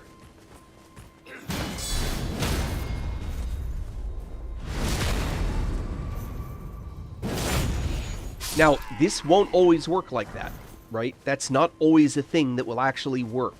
But when you put your guard up, normally you do light attacks, heavy attacks with a guard. As soon as they do the attack, immediately do a heavy attack return. And it will do that guard counter. That's what that's called, is a guard counter. If you're playing around in this area and you're fighting a guy with a shield and you hear that same sound, that shing, that sound, they're guard countering you. So smashing into someone's shield can get you a guard counter in response. So that's something to keep in mind. So you should learn how to do that, because being able to put your shield up or whatever you're using as a guard is good to know how to do, because sometimes it's all you got. Second, you want to learn how to sneak up behind and backstab. This is useful even if you're a caster. Right? These are all basics in the game. You have limited FP, especially at low level. Once you've spent all your FP, if you're a caster, you got nothing. So if you're in an area where you can sneak up behind something and kill the first monster with a backstab, instead of casting on everything, you really want to do that. So, going back to this guy... Going up to this guy. So you don't have to sneak, but sneaking makes it more likely you get up behind them without them noticing, and then backstab. So you want to learn how to do that. The last thing is you want to get used to... hold on. There is one more thing. This is really hard for me to do. This is what's called a parry. Do I have a bucket? No. This is what's called a parry. Yeah, that's what it feels like sometimes. So watch what I do with this shield. Let's see if I can get it right. Nope. Hold on.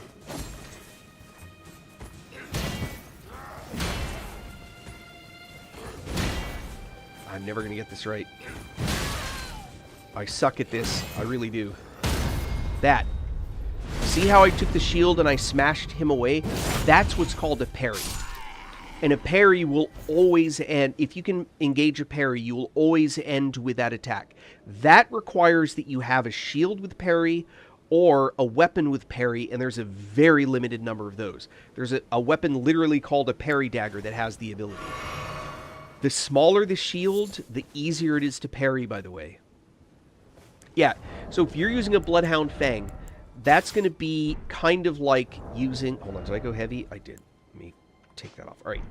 So, this is a bit like using a Bloodhound. So, see how I'm guarding? So, there. That was the same thing. That's a guard counter. So, I'm holding it up. Right? Hits. And then I immediately respond. And the attack, it's a heavy attack, but it's really fast. Hey, Ghost. You don't have to use it. But, let me... Okay, so hold that Bloodhound Fang thought. Let me... hold on. Go back here. So, these are a couple things. A couple other general piece of advice. Don't rune farm. Learn to play the game and just keep going. Oh, happy birthday, Ghost. Don't rune farm. People are going to say, go get the bird, or go do this, or go do that.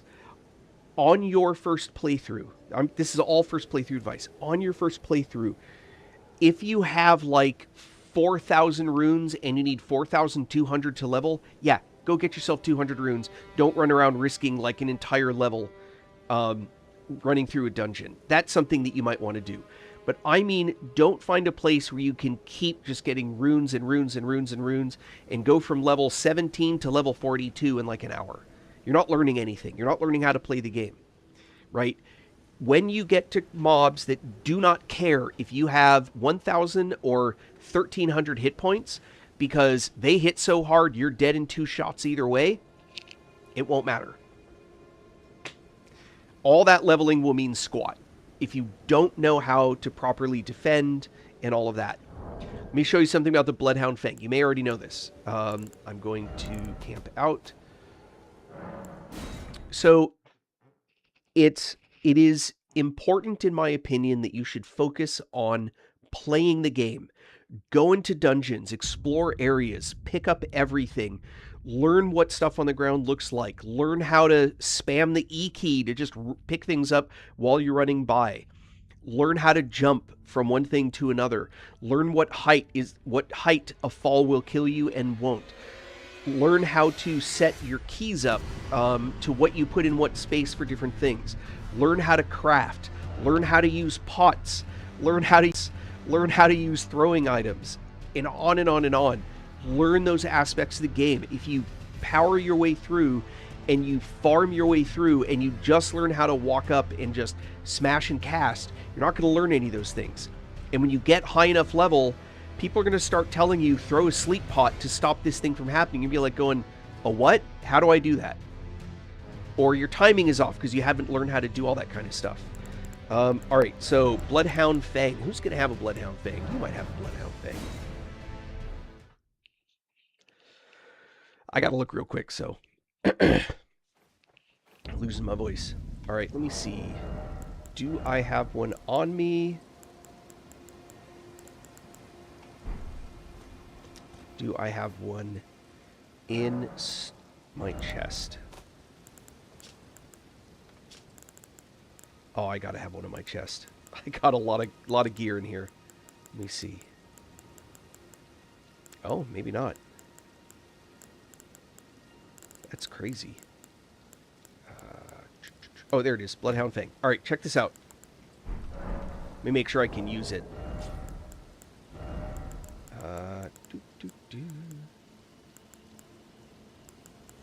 Where'd it go? There it is. All right, Bloodhound Fang, right? So, man, what a weird setup. All right, so you know about this, right? Do any stats counter other ones making... No. No. But your ability to be effective has a lot to do with maximizing what you get out of your spells, stats, gear, etc. So, it may be worth putting enough points into faith so that you can cast a healing spell, even though you won't have enough to do much of anything else. That might be worth it, or it might not, etc. So, did you know that you've got all of these heavy attacks, right? But most importantly, you've seen this skill, right? That you've done, right? Here's a guard. See how I'm up in guard position now with this weapon? Did you know, let's see if it's this way, that attack has a second part. So, watch. This. Wait, hold on, I'm getting it wrong. That. Did you see that? Attack 1. Attack 2. Let me see, there should be... See if I can... this is a terrible area to do this. Hold on. Let me go back to... here. Not doing that. Doing this guy. Some weapons have additional skill attacks. Sometimes, the way you engage the skill attack is by doing very quickly a second skill attack. So shift right click for me, whatever your button is, right? Sometimes you follow up with a light attack or a heavy attack. It just depends on the weapon. So if I've got this guy,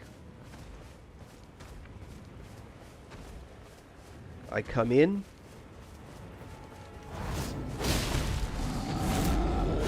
Hold on. Skill attack. Second attack. And it's a stance breaker. Not always. You have to get it engaged. So attack 1. Attack 2. So even if you... 1. 2. 1. 2.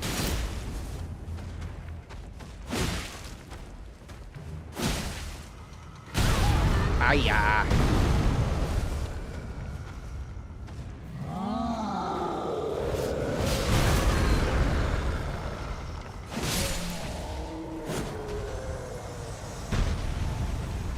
So, if you didn't know about Bloodhound's Fang having that second attack, you do now. Heavy, or skill attack, skill attack. Skill attack, skill attack. How hard those things are to kill? That second attack's actually really good at it, but again, it's a weapon-specific one. So, when you're looking at... Dude, I've had people on my feed who've been using this for like 50 levels, or they're on multiple playthroughs, and I show them that. They're like, wait, I didn't know you could do that. There's so much stuff in this game that not everybody knows everything. I just share what little tidbits that I know. Another one is... This may or may not have it. Let me see.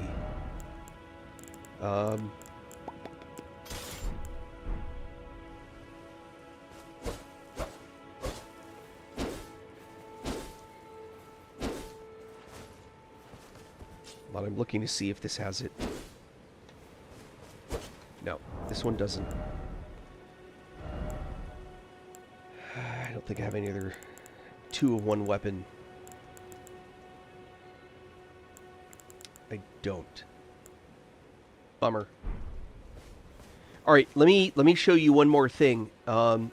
Oh, nice. Let me know how that is, Vox. No. The Ash of War... So, alright. Technically... Hold on. Let me do this. Technically, Bloodhound's Fang does not have an Ash of War. Technically. But everybody will call it the Ash of War, even though that's not what it is. So if you look at an item... Of course, I don't have any on me. Let me get one of these Lord Swords. So, if you have an item like this that has this box right here, right? So if I go right now, if I go to do an Ash of War, the only weapon that I can put it on of the ones I have on me is this Lord Sworn's sword, right? Bloodhound's Fang's not in the list of things I can put it on. And that's an indication that it uses somber smithing stones, not regular, by the way. But it's a built-in ash that you're stuck with. Whatever, if you don't have this option right here, if you can't select it, you're done. Each of these Ash of Wars, this is the thing that may help also. Each of these Ash of Wars has an inherent effect. The skill that it does, and it is inherently, for example, blood, or, where is it? Sacred, or whatever. It depends on which one it is. However, as you level up and you get items and things happen, you will ultimately be able to pick, and I'm going to just do this for Lion's Claw for the argument's sake. You will have the ability to apply affinities to change that aspect of what the sword does. This is where it gets important as you're working on how this works. So notice right now, if I set a standard affinity on this, right? It's all physical, 275, 104. These numbers, the damage that it does is coming from the fact that it has strength and dex scaling. I am int, not strength and dex. All right? So 275, 104. If I pick that, but instead I take magic, for example, notice my scaling went to int. All right? And I'm going to go from 275 plus 104 to instead this total number, 428 plus 169. Because int scaling is much better for me to do damage. So if I pick magic, or, by the way, cold, which also adds int, these numbers are going to be much better because I've switched to what stats I have as the affinity. The drawback is, if the creature I'm fighting is immune to magic or is very resistant to magic, the magic part of that damage is not going to be as good. That's the complexity of the game. Ultimately, as you pick one of these, Occult exists for Arcane. Blood will also give you Arcane, but Occult is, if you're doing an Arcane build, Occult gives you Arcane. My Arcane is even lower than my Strength, and so the damage is really piss poor. So that's something to keep in mind. And Lightning, Sacred, these are all faith-based. Poison, Blood, and Occult are all Arcane-based. Cold, Magic are Int-based, etc. Heavy goes Strength, not Dex. Keen goes Dex, not Strength. Quality is just generally better, but you gotta watch these numbers. Quality only starts to work well when you're very high stat. So this lets you apply an Ash of War to a weapon, but only weapons that can take an Ash of War. So Bloodhound's Fang will not take an Ash of War. It already has an Ash of War built into it, so it's not really an Ash of War, but it's the skill that it has. I hope that's, like, helpful. I kind of, like, just sort of crapped on you with a whole bunch of information.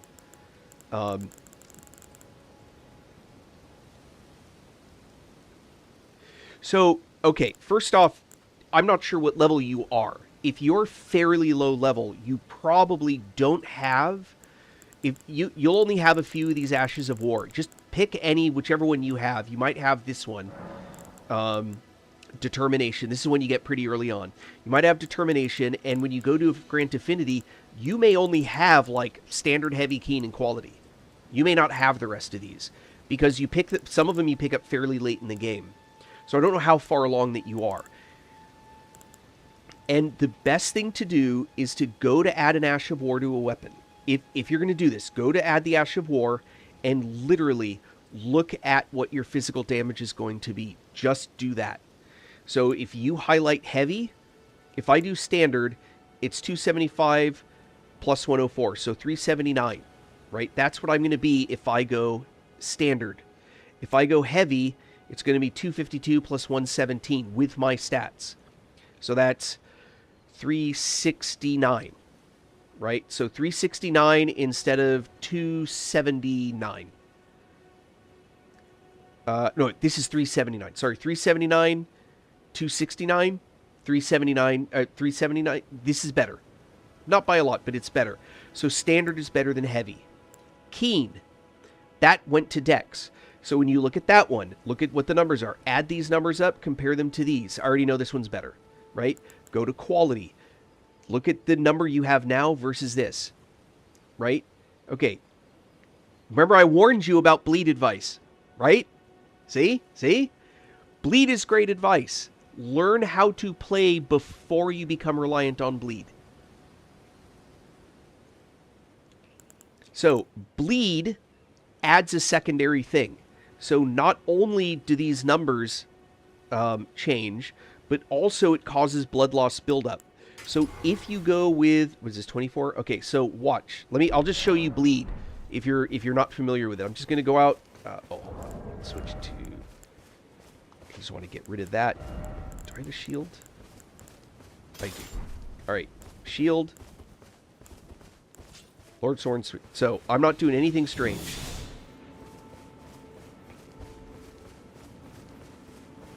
Well, I don't know how high into Arcane are you building. So watch. See how there's a big blood spurt that happens? And did you see how he took like a big 2,000 point damage hit? Ah. Gonna get crushed here. This is not my usual character. Watch the damage. See that 2,000 point hit? That's a bleed buildup and a bleed release. Yeah, you're not high enough for that to matter. I mean, this is a level 200 character. 199. So see, all those hits are like 300 and then suddenly a huge multi-thousand hit. That's a bleed buildup and a bleed hit. At your level, I would not try and like, I want to get a bleed weapon and blah, blah. I just wouldn't do it. I think it's good to get to the point where you want to do that stuff. I think it will ultimately cripple your ability to learn to play the game if you get used to something like that. Because what happens is, hold on, let me go back to here. What happens is you become reliant on that ability and you stop learning all the things that help you use that ability successfully. I don't know if that makes any sense. I promise I'm not trying to be obtuse.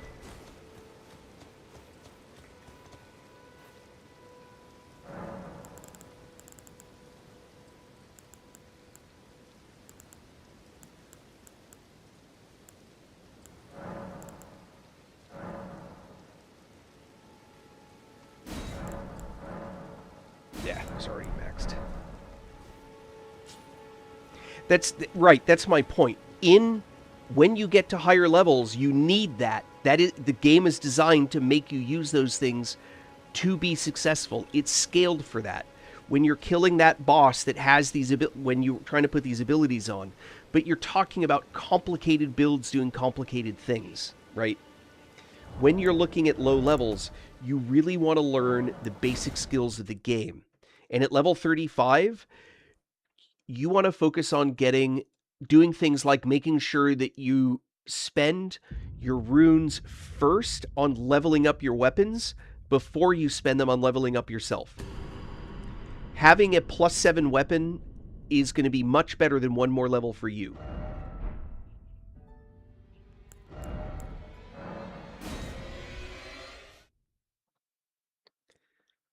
So let me show you a couple things that at level 35, if you haven't done them yet, that can be pretty nice. So remember when I told you, switch. So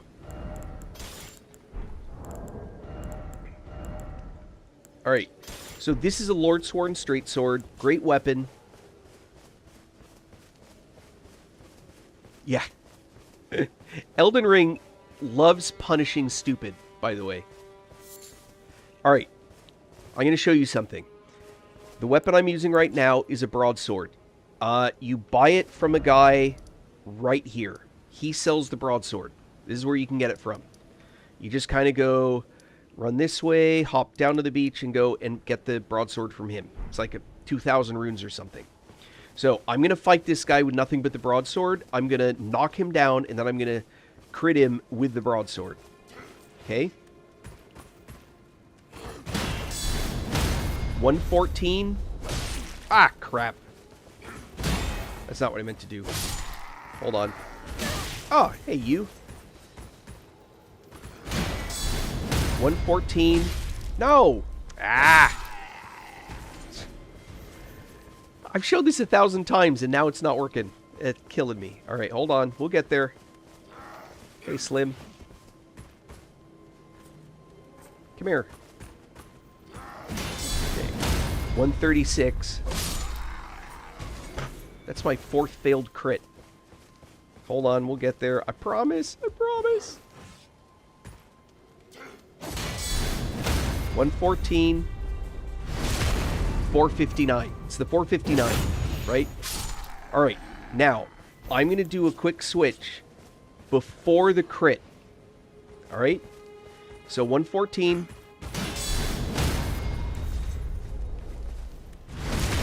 494. And I don't know why it was 136 instead of 114, but that's okay. So, this is the important part. So, we're going to put the rest of this together. The broadsword does more damage per hit.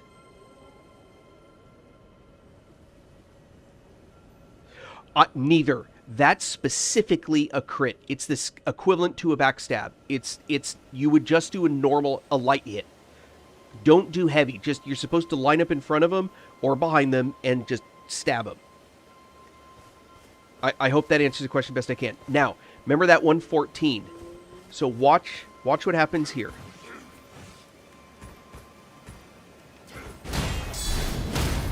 $107. 494. So, this weapon, the standard hit is less, but the critical hit is more. Why? Excellent question. The broadsword has a critical value of 100.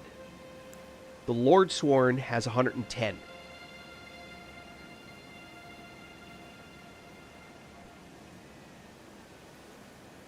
The Lord Sworn Straight Sword has a better crit scaling than the broadsword. But the broadsword generally hits harder. These are both +1, by the way. So the broadsword is a better sword. Also, the broadsword is longer. And that actually does matter. When you actually get to... It's a kind of a curious thing, but the game actually does pay attention to how long your weapon is. A lot. So, let me get this lined up, so I have both of them. So, I'm just going to get to a side view, right? Here we go. Alright. So, notice, if I can get this right. See where the tip is? This is the Lord Sworn, right? So, let me try and get this a little bit closer. Here we go. So, see where the tip is? When I switch, see how the broadsword goes in a little bit deeper? This actually does a better job. Yep. Now, having that weapon for crit instead of the other one, super low value. Super low value. By contrast, of course I don't have one. Meh. By contrast, daggers have a much higher scaling. Misericord is the best crit weapon in the game at 140. And...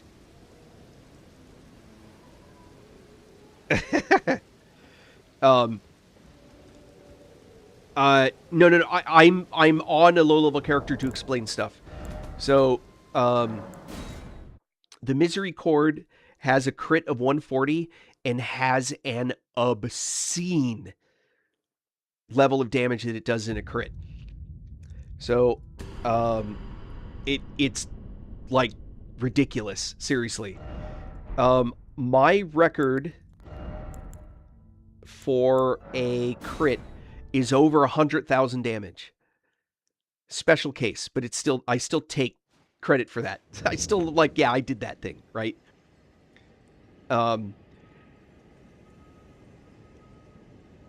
Even the biggest, most powerful weapon in the game, as a standard crit hit, like a backstab, will not do as much damage as a misery cord as long as they're both leveled up.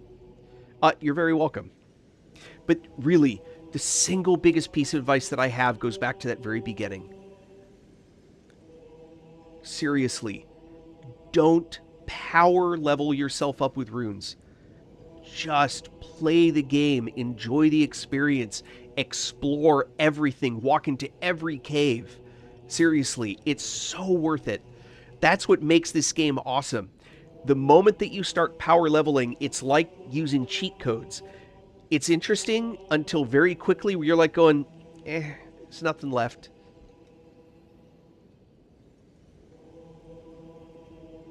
Let me see. The problem is where I would normally show... Oh, I know where I can show the crit. I actually just got the area where I can show crit. Hold on. Watch this. This area actually gives me the ability to do, like, wicked crit damage. All right. So check this out. I'm going to use... All right. Malekith's Black Blade and Misery Cord. All right. Watch this. Malekith's Black Blade, right? Keep in mind that stats are going to affect this. My strength is 51, my dex is 70, all right? I'm going to walk up behind this guy and backstab him. Let's see if I can't not screw this up. All right? 438, 1631. Right, so, yeah, you get the idea. Now, Misery Cord, watch this. 2764. The sum of those last two numbers was just over 2,000. This did 700 more damage. That little Misery Cord right there. Misery Cord is a fucking monster. Seriously. And if you really want to do the Misery Cord dirty, put Sacred Blade on it. Seriously. It is gross. So watch this. So now it's even powered even more. 29. Yeah. Leveling up weapons. Leveling up weapons is more valuable than leveling yourself up, by the way, just to be clear. But this, man, Sacred Blade is awesome. All right, where was I? I was... Is this where I was? No. Radon.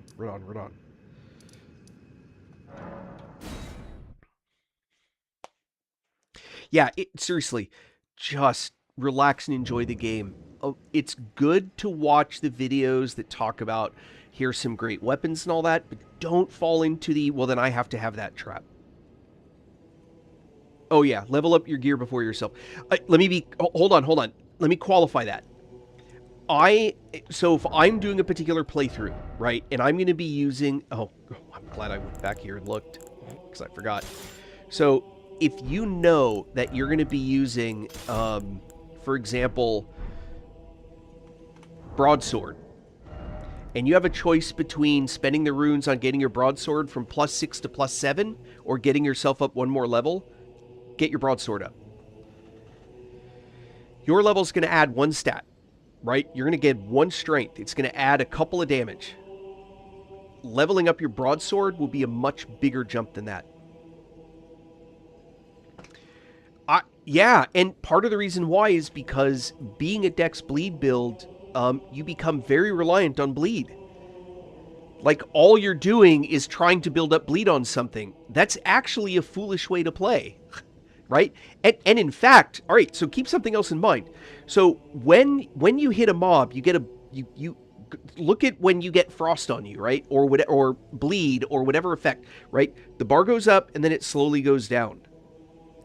If you're a bleed build and you're fighting a boss that you can only hit every few seconds, they're constantly ticking down, right? So your bleed is constantly losing. And so it takes extra time to get that bleed built up. If you were just hitting for maximum amount instead of the bleed, you might actually do more damage. You just don't get to see that really cool, like, health bar change. Bleed adds a stepper function to the damage that you do, but that function is dependent on your ability to get the bleed built up. I had a... there was another example of that I was actually showing people. Let me go back. I think this is cool. Check this out. If I go to... I'm not there. If I go to... Sorry.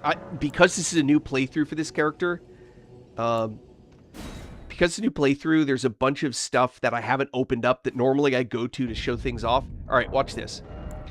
I've got this, and I've got... Let me something really big. Axe. All right. So this axe has a bleed buildup of 159, right? And this dagger has a bleed buildup of 46. So which one is better?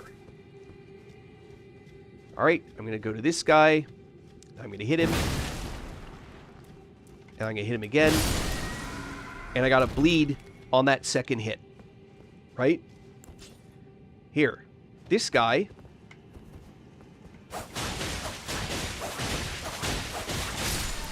bleed hit. Right? Which happened faster? They happen in about the same amount of time. I might even argue that I got a bigger bleed hit with this than I did with the other weapon. I think that's actually pretty reasonable. In fact, if I start with a heavy throw, look how fast that guy died. All right, big old axe, slow axe. Boom. Boom. Both got bleed hits. Both killed him. You would think that this one with that higher number would be so much better.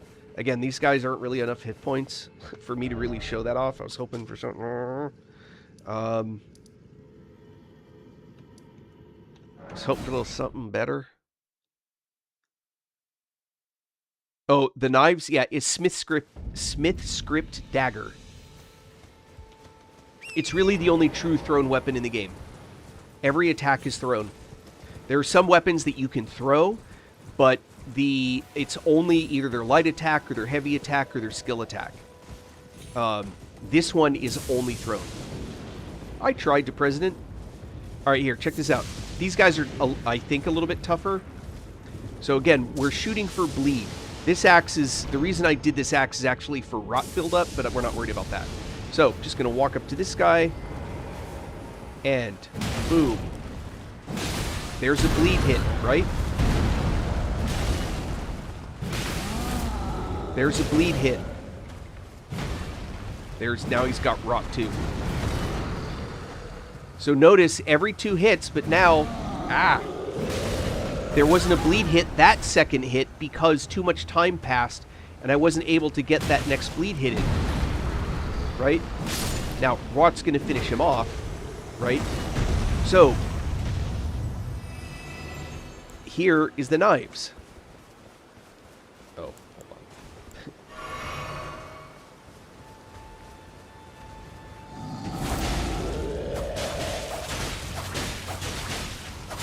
Bleed. Ow.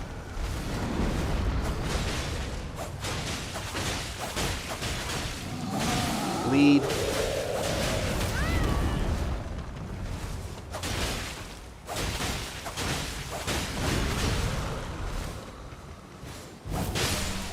Bleed. Because I was hitting so often so much faster. Oh, please. I hate these guys. because I was hitting so fast, the bleed buildup just kept building up with little downtime. The Smith script dagger you get in the DLC from... I don't have it on my map because I haven't gone to the DLC yet. Okay. Sem, I have good news and I have bad news. Faith and Dex don't go very well together. Strength and Int don't go very well together. There are weapons that will work. You really should do either Strength, Faith, or Dex, Int. Those are actually better pairings. Now, having said that, you can make it work absolutely. Okay, hold on. I got a series of questions. Let me get them. All right.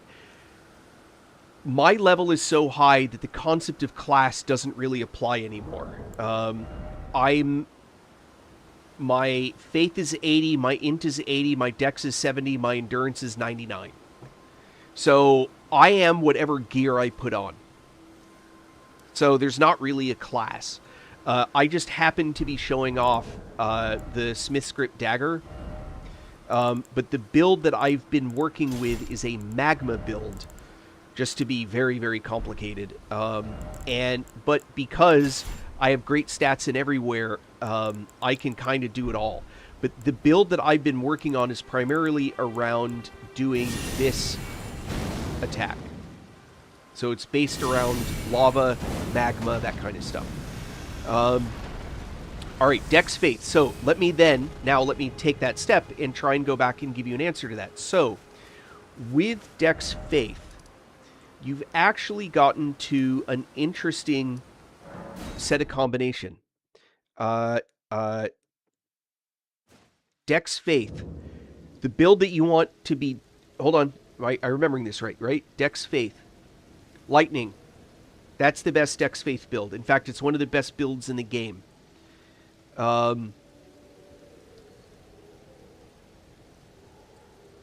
Okay, that's a much tougher question. If you are int build, Moonveil is better. If you are Dex build, Bloodhound's Fang is better. If you are both, then it's complicated. Okay, so I'm going to answer Good and Fun build and Dex Faith. Lightning, let me show you. This is actually one of my favorite builds. To do this build in whole requires the DLC. Fair warning. If you don't have the DLC, you can still do the build. So, what you want is you want to get the Gravelstone seal, this guy, and you want whatever seal gives you the highest incant scaling that you can make. Then use the Gravelstone offhand. First. Second, the weapon that you want to carry is the Bolt of Gransax. When I show this to you, you're probably going to crap your pants and say, yep, that's the answer. Third, you can use the Lightning Charm, right? But Godfrey's Icon is a good idea, but it's not critical. Cast speed is better than this. And obviously because it's faith-based, you want to have incantation increase. And I will always recommend a defensive talisman until you don't need one. Now, watch this. So, first... Oh, and then you have to actually put the spells on. So, watch. Again, this is dependent on what spells you have access to, etc. So, if you have...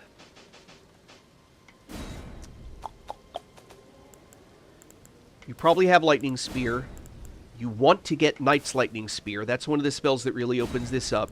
You want Ancient Dragon's Lightning Strike. That's a very endgame spell. And you're going to want...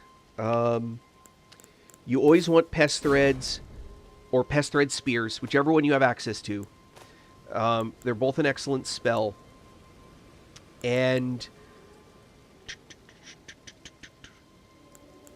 Any one of these are good choices. I'm not going to use all of them. I'm just going to show you a couple things. Now, let me show you the awesomeness that is Bolt of Grand Sax.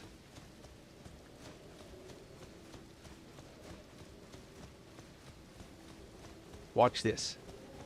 Hey, buddy. Buddy, buddy, buddy. Look at that range.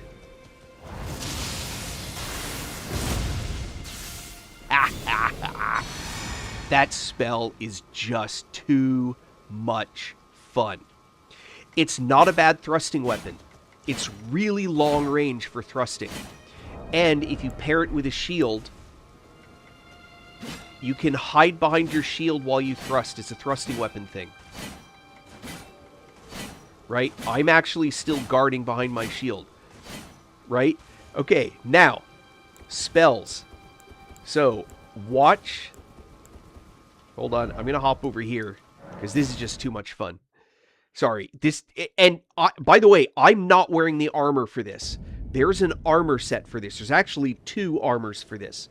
One armor, now just to show you, this is the actual armor, the Death Knight armor set will give you about a 10% increase in damage for wearing it. And it looks awesome. Right? So, I now have the build out for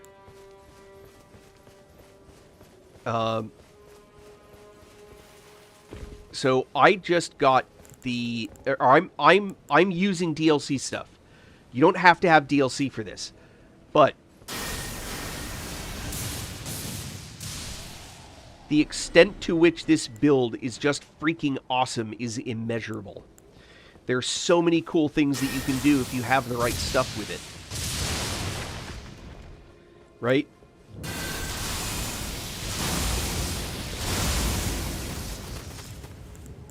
But this is one of my favorites.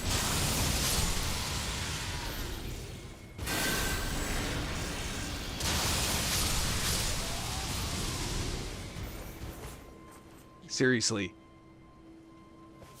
The power of this spell set is obscene. But here's the thing. Even with just the single bolt,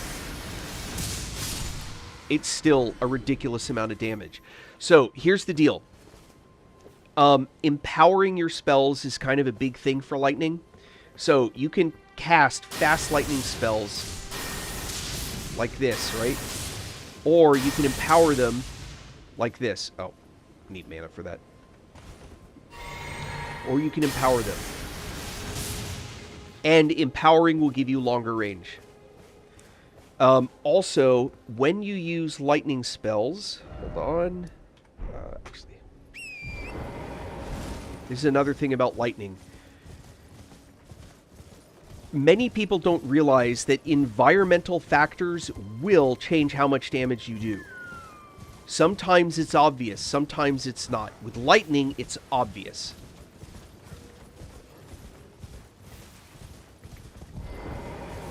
Watch the water. See that?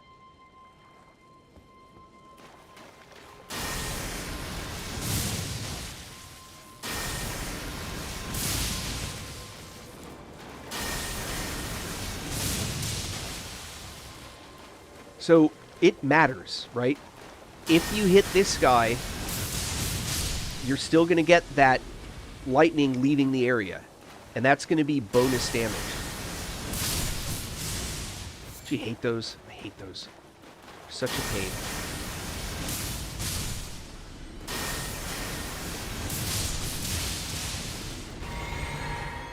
Hey, Anthony.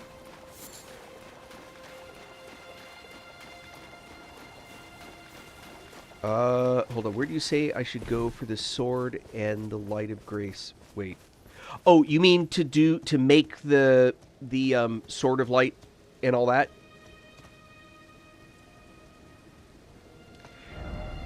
So I'm in another playthrough, so I don't actually have it on my map, but I bet I have a tune that does. Hold on.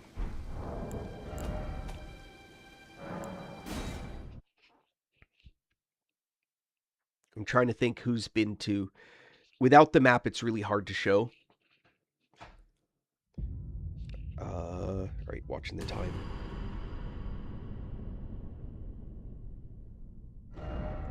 Come on. Oh! The arrow is on load. I hate that.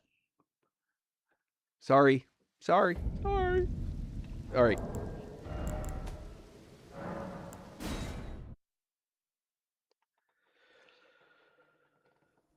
Okay, so there are 3 locations that have the altar that I'm talking about.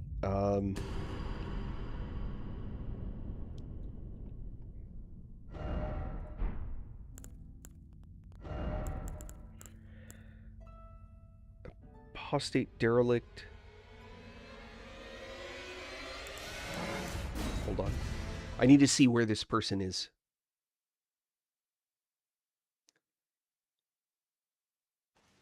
Yeah. I'm sure I know what you're talking about. I don't have enough of this map. Right. I don't have enough of this map to use this character. Give me one sec. I'll see if I can find it. If not, I'll just crack open a... So, the game doesn't really have classes, right? The game has builds because of what stats and gear and everything that you have. I think the best way... I think a strength incantation, strength faith, is probably generally the best build type from a learning and enjoying the game perspective. I think the most powerful easy build is a bleed build. And there's a number of bleed builds that are out there that are all excellent.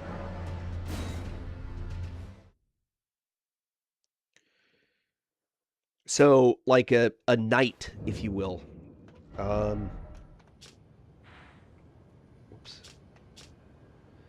Okay, this one has it. That's what I needed. All right, so if you go to... hold on. Oh, first floor will get me there. All right, I will now show you where it is.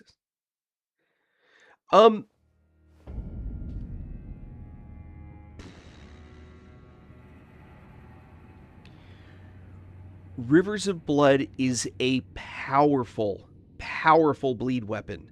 The problem is it's also a massive crutch because you become so reliant on the Rivers of Blood skill to do it. Having said that, I would still take Rivers of Blood over Bloodhound's Fang, but that's my preference. I don't know that one is necessarily better than the other. What the hell gear do I carry? What a weird build I did here. Well, it's not why I'm here. Alright. You see what Misery Cord does to these guys. It's gross. Alright, I'm ignoring these guys. I'm going straight to here. Wait, what? Uh-oh.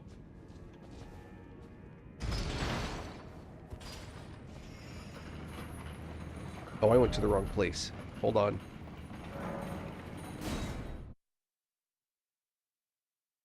Yeah, I went to the wrong place. Give me a minute. I'm going to show you where. Yeah, if you Bloodhound, yeah, Bloodhound's Fang. Okay, wait, hold on. Let me justify or explain that answer. Bloodhound's Fang you can get very early in the game. If that's what you have, that's great. Rivers of Blood is a very late game weapon by contrast.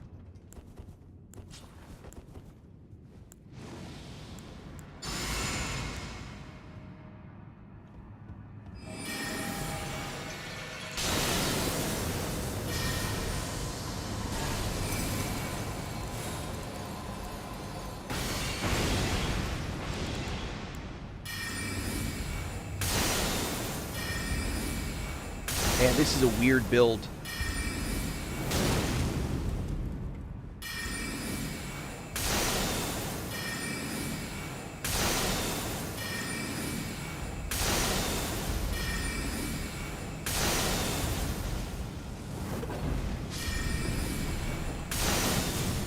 Oh. No. I don't think so. Yeah, Uchi Katana is probably early game the way to go.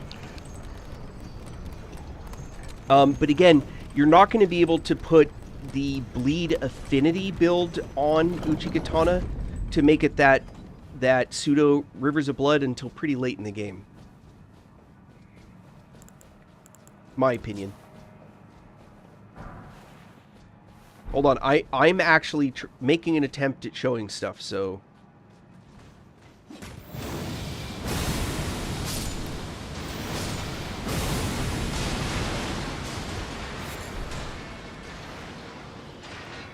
That's funny how all that stuff falls. Oh, what? By the way, this is, except for that ability, this is an objectively terrible greatsword. It's slow. Alright, so go down these stairs. I'm trying to remember. I think I'm in the right place. Go down these stairs. Remember this, it's on the other side. Descend.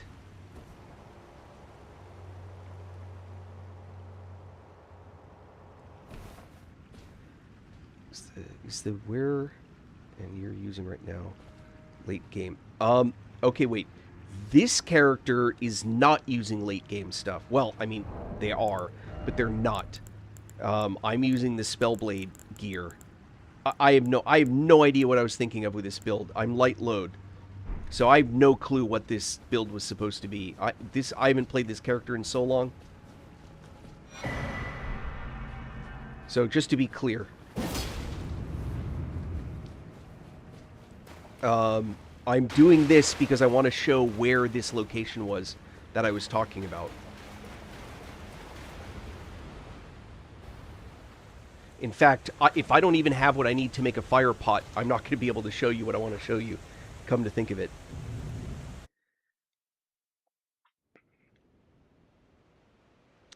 Oh,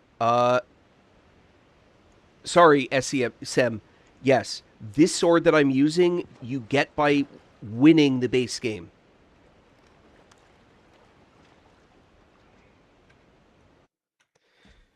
So, when you head down to where I just was, this is the area that contains what the sword that you are asking about. Hold on, I have to verify that I can actually trigger... Yes, I can. But I'm not going to use a furnace... Oh, maybe I am. No, I'll just use a hefty fire pot. Yeah.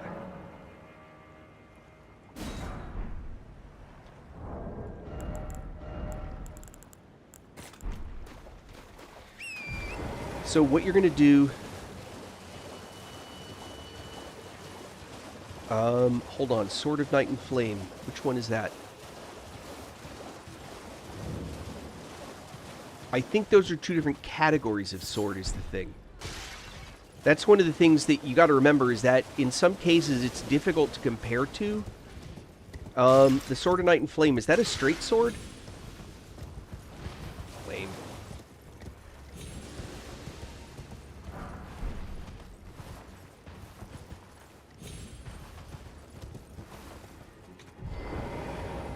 Yeah, I'd have to look that one up. I'm sure one of my characters has it.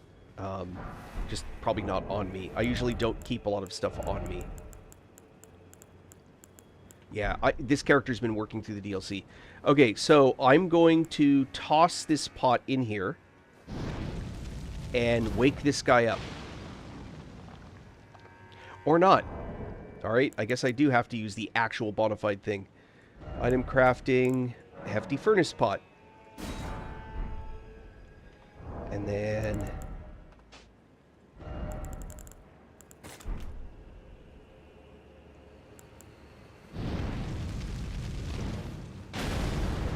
So that ignites this guy. All I'm trying to do is get him out of the way. By igniting him, you can now go through this entrance. And when you go through the entrance, I'm not looting this item, but you find what's called these items. You do not want to pick up the sword here. You can, but you really don't want to. Picking up the sword here means that you cannot come here to empower the sword. But is this what you were asking about? The game is fucking hard. Just to be clear, the game is hard. But we make it harder on ourselves by skipping over the key stuff that the game is really all about, which is learning the skills of the game. If you just keep jacking your stats up,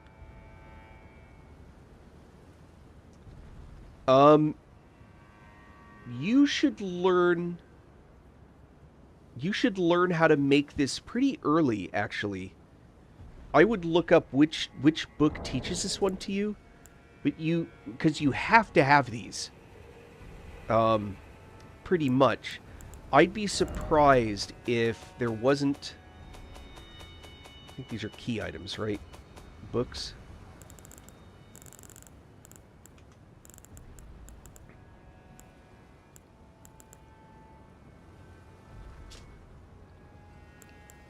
Yeah, the forager or the pickled liver ones, so it's not those. It's got to be one of the really early... Yeah, Hefty Fire... Yeah, Greater Potentate's Cookbook 2. This one's really early in the DLC. You should be able to find this somewhere. Yeah, learn... Okay, so to enjoy the game, 1, learn the aspect of the game, and 2, explore. The game is about exploration, right? When you start the game in the opening area, right? You start here, right? You pop out of the ground here. And you end up at Church of Ele, probably. Talk to Kale. And look at all the things that are already here that you can explore. If you immediately walk out and try and kill the dude on the horse, you're just asking for pain. Just like if you decide to go into the Fringe Folk Heroes, same thing. You're just asking for pain. Yeah, I'm surprised too. It's probably someplace dumb where you just didn't run that direction and so you never saw it. But once you get that, you'd be there. Yeah, level 50, I would be... have you gone through this... The storm... What's it called?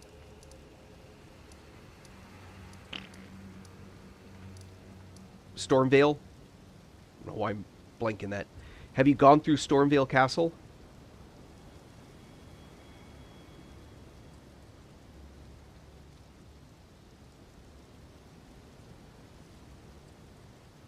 Okay, have you done this area down here? This part of Limgrave. Have you done this part down here?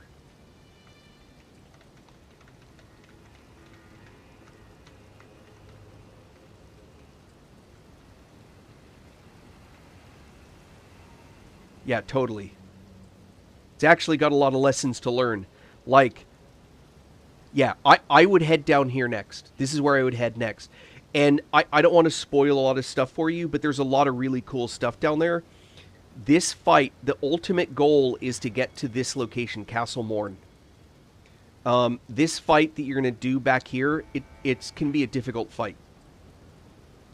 But this is going to teach you, through punishment, unfortunately, because that's how Elden Ring teaches you things, but you're going to find, like, you're going to be riding along, and you're going to be like, there are going to be a lot of what the fuck just happened moments. Well, then you've been down here. Did you clear Castle Morn? Like, the guy with a bow that shot you from halfway across the map, did he, like, destroy you? Because that was the first time I'm like, what the hell just happened? Like, right?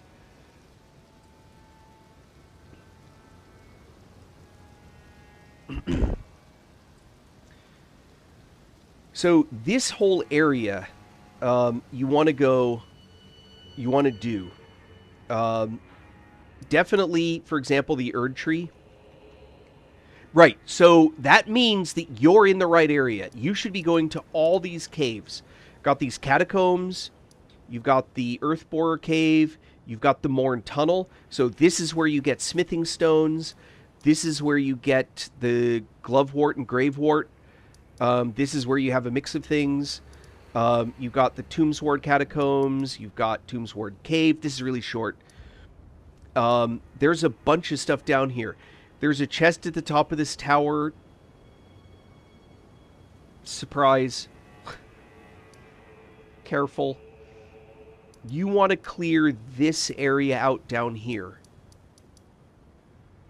Honestly, I would go through all of this. And then up here, you want to make sure that you've done all of this stuff here. You want to go to Fort Height. If you haven't been, you want to go to this spot right here. Talk to the guy that's here. He will send you here. And you actually want to do that. If you start finding yourself heading into this area, turn the fuck around and go away. Level 50, you could do it, but if you don't feel comfortable with it, you're going to have a very bad day. Once you get through to this area, you can follow through and just kind of like explore around. There's lots of cool stuff here. There's caves. There's the Stillwater Cave. That one's pretty cool. There's this one, Road's End, which is along the edge here. This little spot right here. There's Erd Tree. Basically, you just kind of... If you're in an area and you pick up, like, Golden Rune 3, and then you move to another area and you're picking up Golden Rune 7, you just jump to a much higher level area. If you're picking up, like, Gravewort level 2 and 1, and then you go to an area and you're suddenly picking up 6 and 7, you just went to a really hard area, or at least a much higher level area.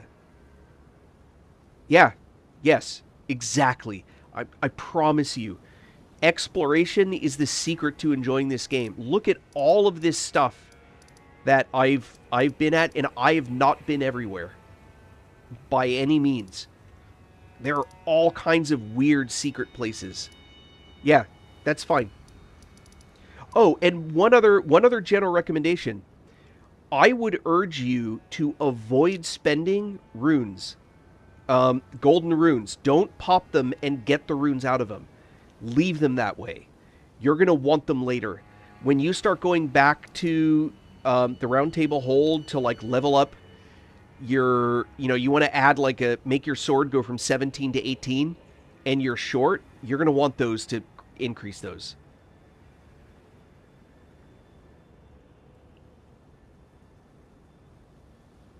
Hardest area in the game.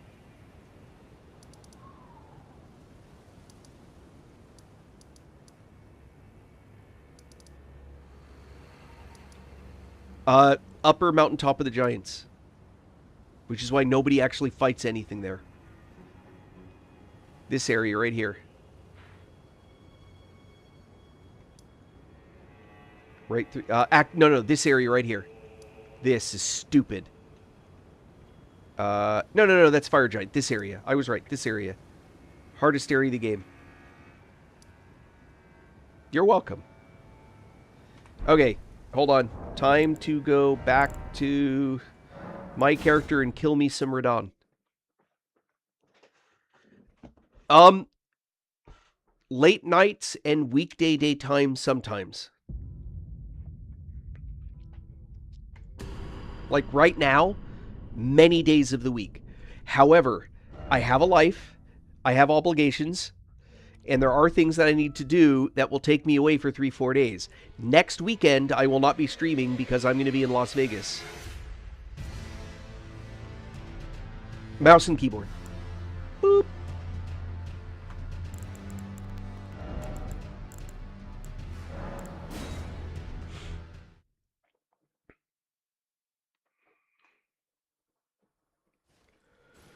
When I said hardest area of the game, I was answering the question based on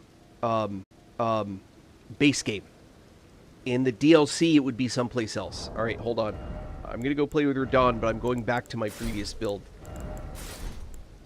Wait, do I want to go back to my previous build? Maybe I don't. Hold on. Damn it. You guys, I blame you.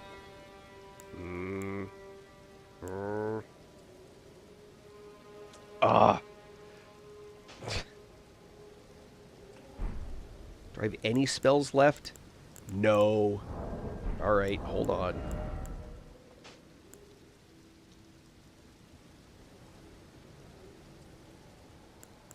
Hold on. I blame you guys.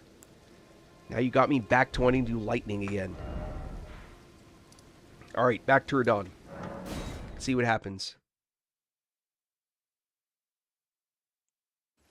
The funniest weapon to play with. Oh, that's easy. Smith's Grip Dagger. This.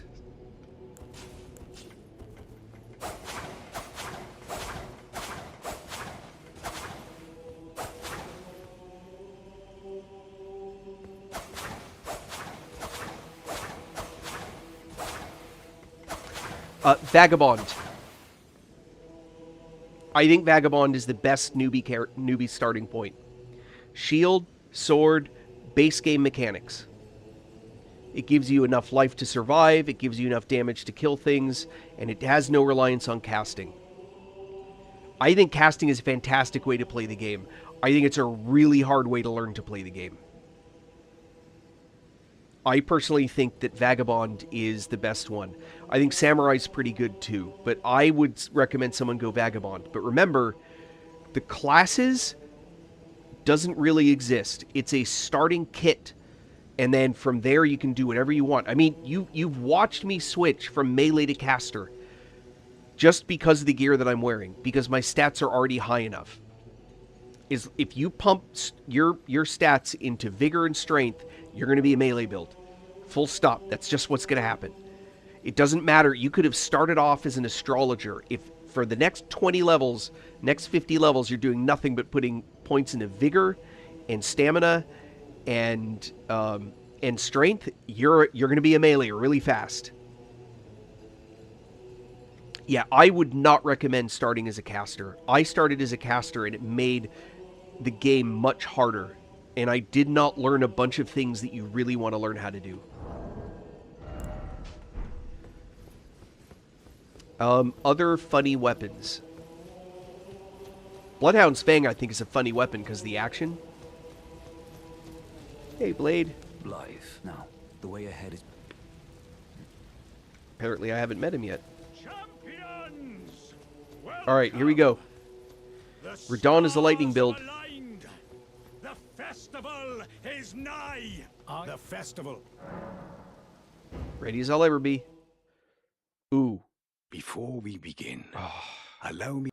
I already know I made a mistake. But now, we must make merry. Crap. Oh, gathering of champ. Ah, I already made a mistake. I didn't fix my physic. That's okay.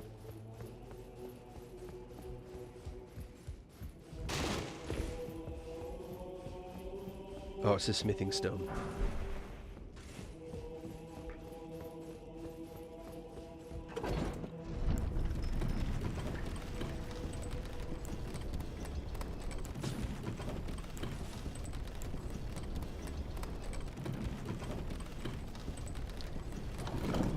Alright, so a few things you're going to want to know as we go through this.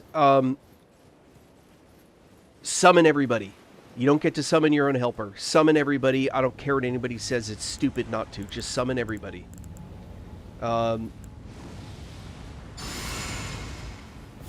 People get so weird about, like, it's not real if you don't do it on your own. Don't listen to them. Oh, whether or not you can use Bloodhound's Fang is dependent entirely upon your stats. There's no... That's why I said there's not really any such a thing as a class.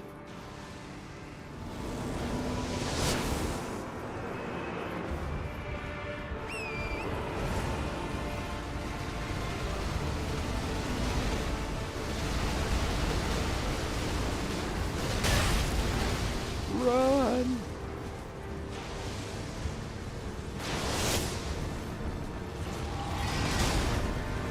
Oh! Ow! Hey, you bastard! What's up with that?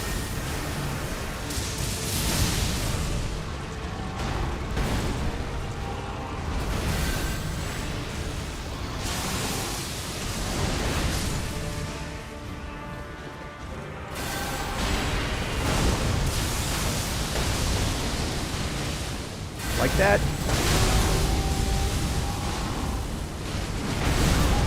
Ow. No, that's not what I meant to use. Dang it. I did not mean to poison myself.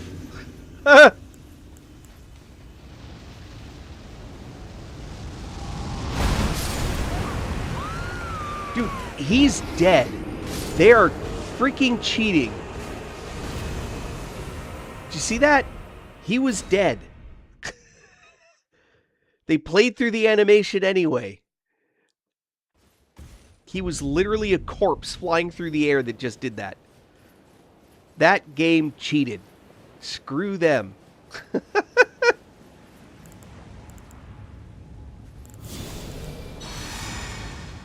Nah. That's what I wanted.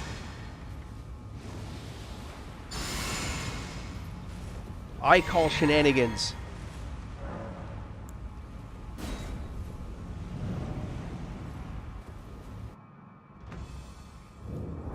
In fact, I don't want that even on there. See how I'm using the environment to block some of these shots? You should do that.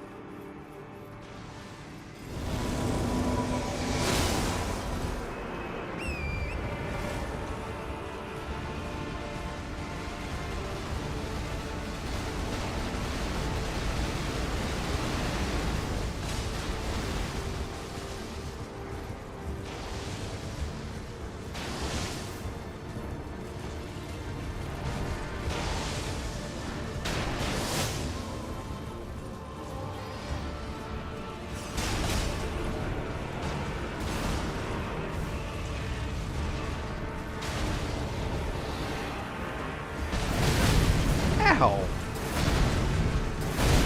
What happened? Come on, where are my summons?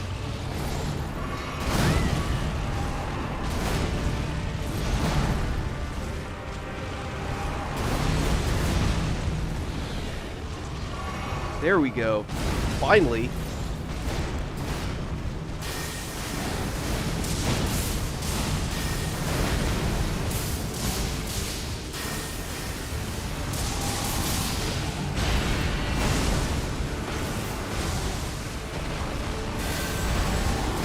I've made a mistake.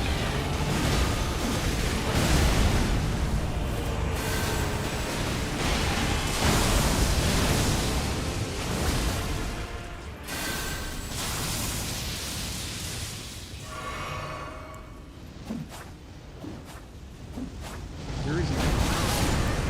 There we go.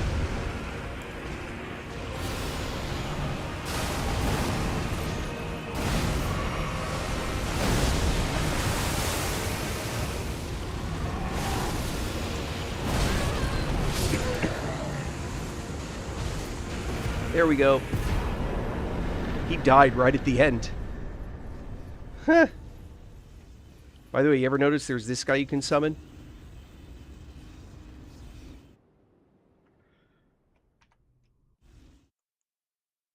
So, so going back to your question, you can use Bloodhound's Fang on anybody that has the stats to use Bloodhound's Fang. It doesn't mean it's the best choice to use, but you can. The wheel of fate is on the card. You are a fight. Right, doesn't mean you should, but it means you can. So, oh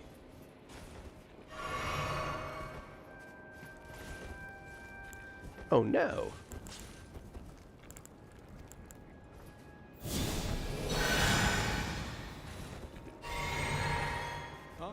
Aye, one hit after that, and as Go such, Alexander. as luck. If I He's the reason I'm even here. Just you wait. That is a good point, but I can actually go a little further and explain one of the reasons why. Pestthread spears will pass through bosses. It'll pass through mobs. If you're at a dragon, for example, and you cast it underneath the dragon, it's going to fly out through its body into the wings, curve up around, come back through the wings, and back through the body. Every one of those is going to be a hit.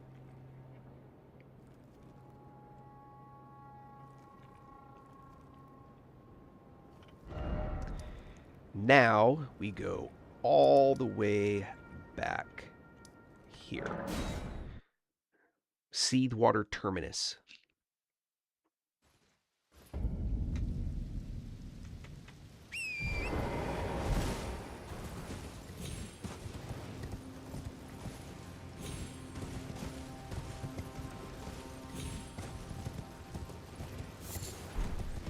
Mushroom. Mushroom, mushroom.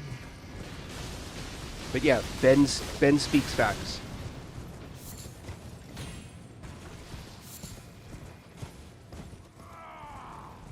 There he is. Remember when I was here earlier? That's what I was expecting. Oh, mountain of fire! Bake me in your flames!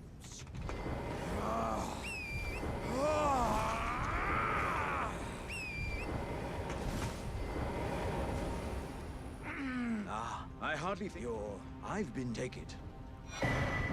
I won't be. Perhaps there's an old above the. There's an old above the. All right. Now, back to the giant. What time is it? All right.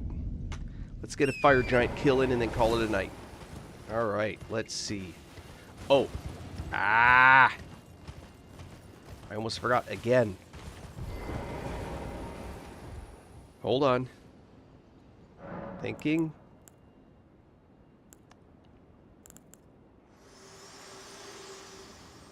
Come on, Chica. Well, flame of... I'm glad. I must thank you. Please continue. All right. Physic. Oh, it is set to lightning.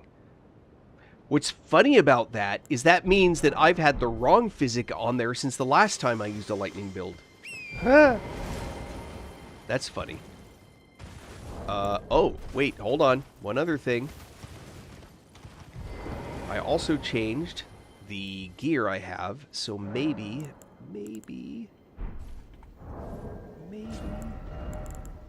Ha ha! Alright.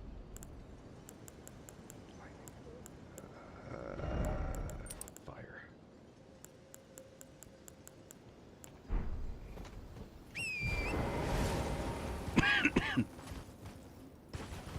Alright, here we go. Fire giant.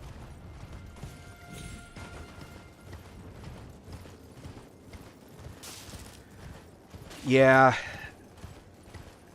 Don't walk into the room with any runes on you the first time.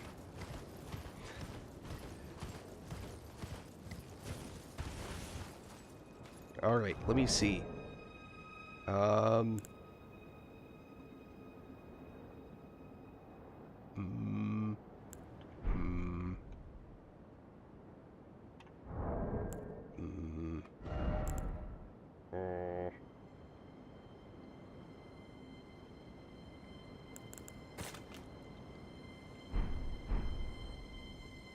Right. There's Alexander. One helpful hint. Alexander is immediately going to go running off.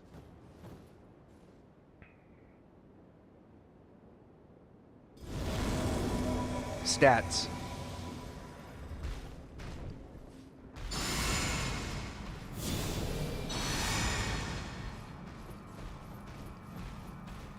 Absolutely do your build for stats.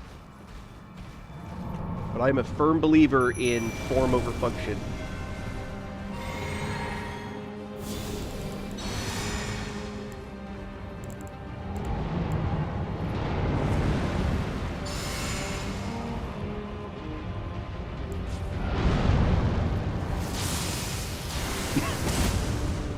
What?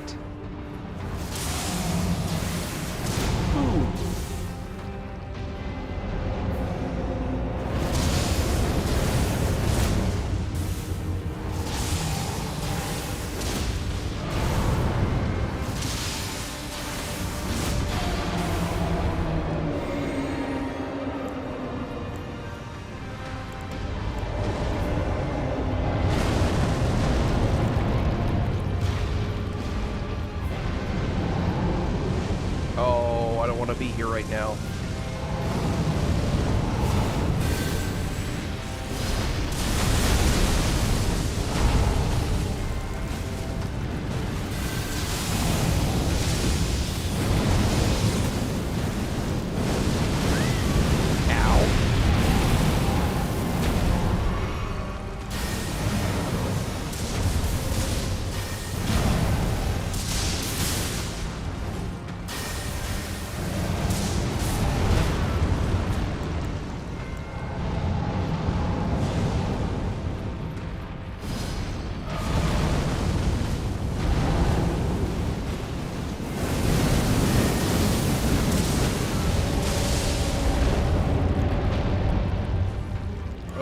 That's not what I meant to do. Rats.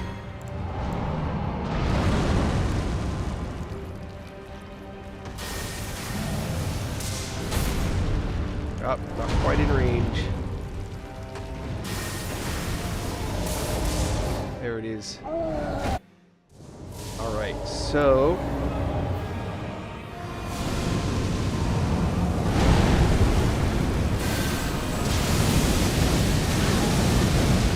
Get out of here!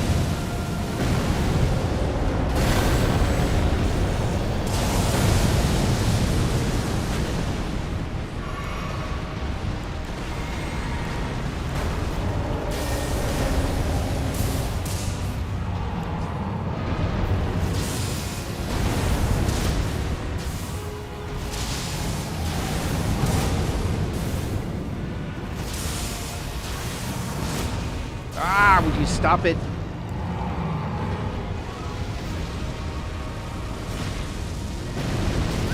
Ah, shoot.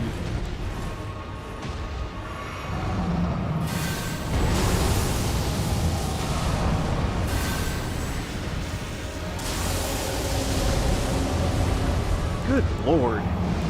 This guy is tough to hit.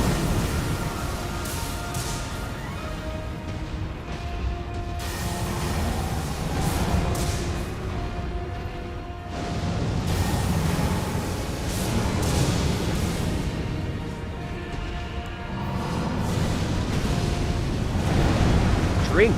Come on.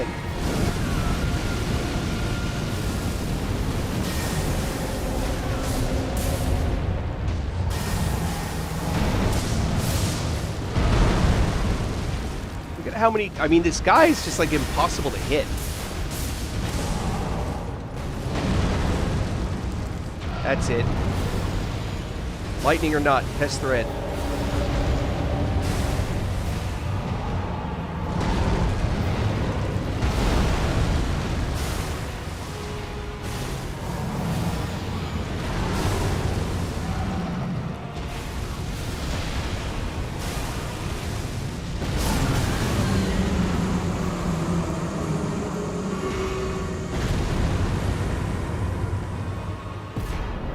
Okay, Andrew, excellent question.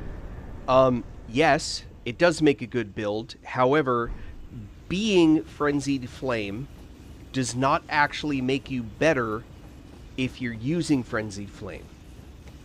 There is a seal for Frenzied Flame improvement. For that, you have to do the Shabriri Grape quest line. You want to look that one up. It's weird. Enemies can build up Frenzied Flame.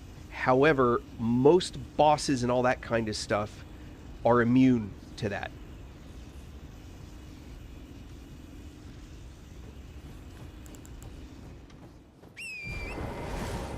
I'm hoping that satisfies... Yeah. So, there are some mobs that you can hit with Frenzied Flame and it will affect them, but there are not many. Frenzied Flame is actually pretty damn powerful, even without the madness buildup. I did a whole playthrough Frenzied Flame. That was weird.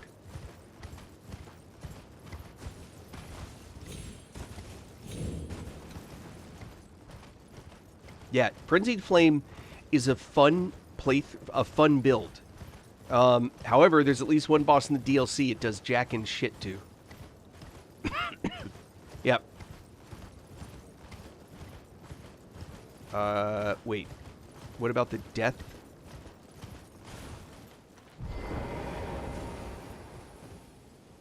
You're welcome. Looking forward to seeing you back around. Like, follow, all the things. Give me $1 million. I'm sorry. Did I say that out loud? I meant to keep that in my head. That was a joke, by the way. Although you can. Death Blight. Death Blight does not affect NPCs.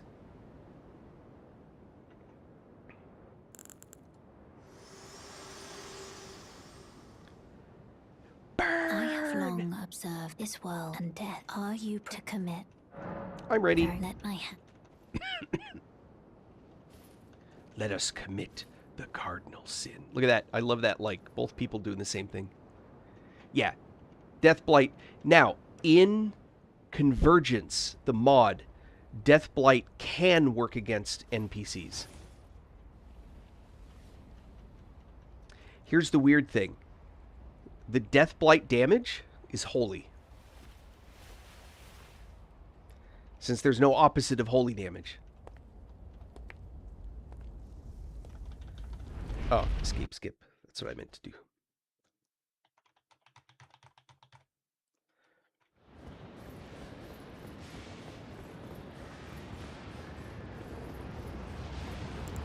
Alright, check this shit out. Golden Bow.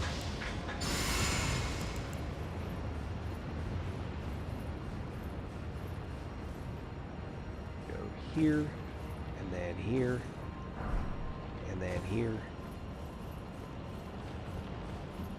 Yep, this game is all about playing and screwing around and having fun. It's all about that.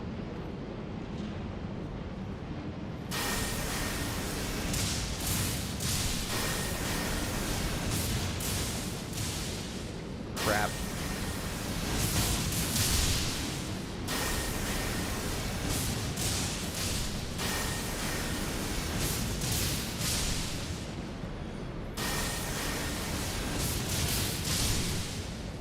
Lightning is just too much.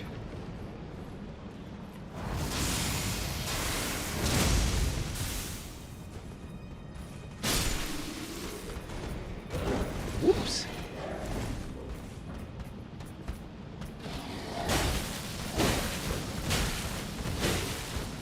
The range is so long on this. Somebody, you know, I never even considered using this as a thrusting weapon. I don't particularly like thrusting weapons, except if I'm hiding behind a shield. It never occurred to me how long the range the Bolt of Grandsax was as a thrusting weapon. It is ludicrous how far this thing reaches. All right, I'm going to call it here. Have a good night, everyone. Thank you so much for being here. Thank you for chilling with me and enjoying the game. I hope I conveyed some useful information. I hope you all enjoyed watching. Please come back, keep an eye on, and, you know, I'm enjoying it. So be awesome, folks. Be good to each other. Be awesome people. Have a fantastic year.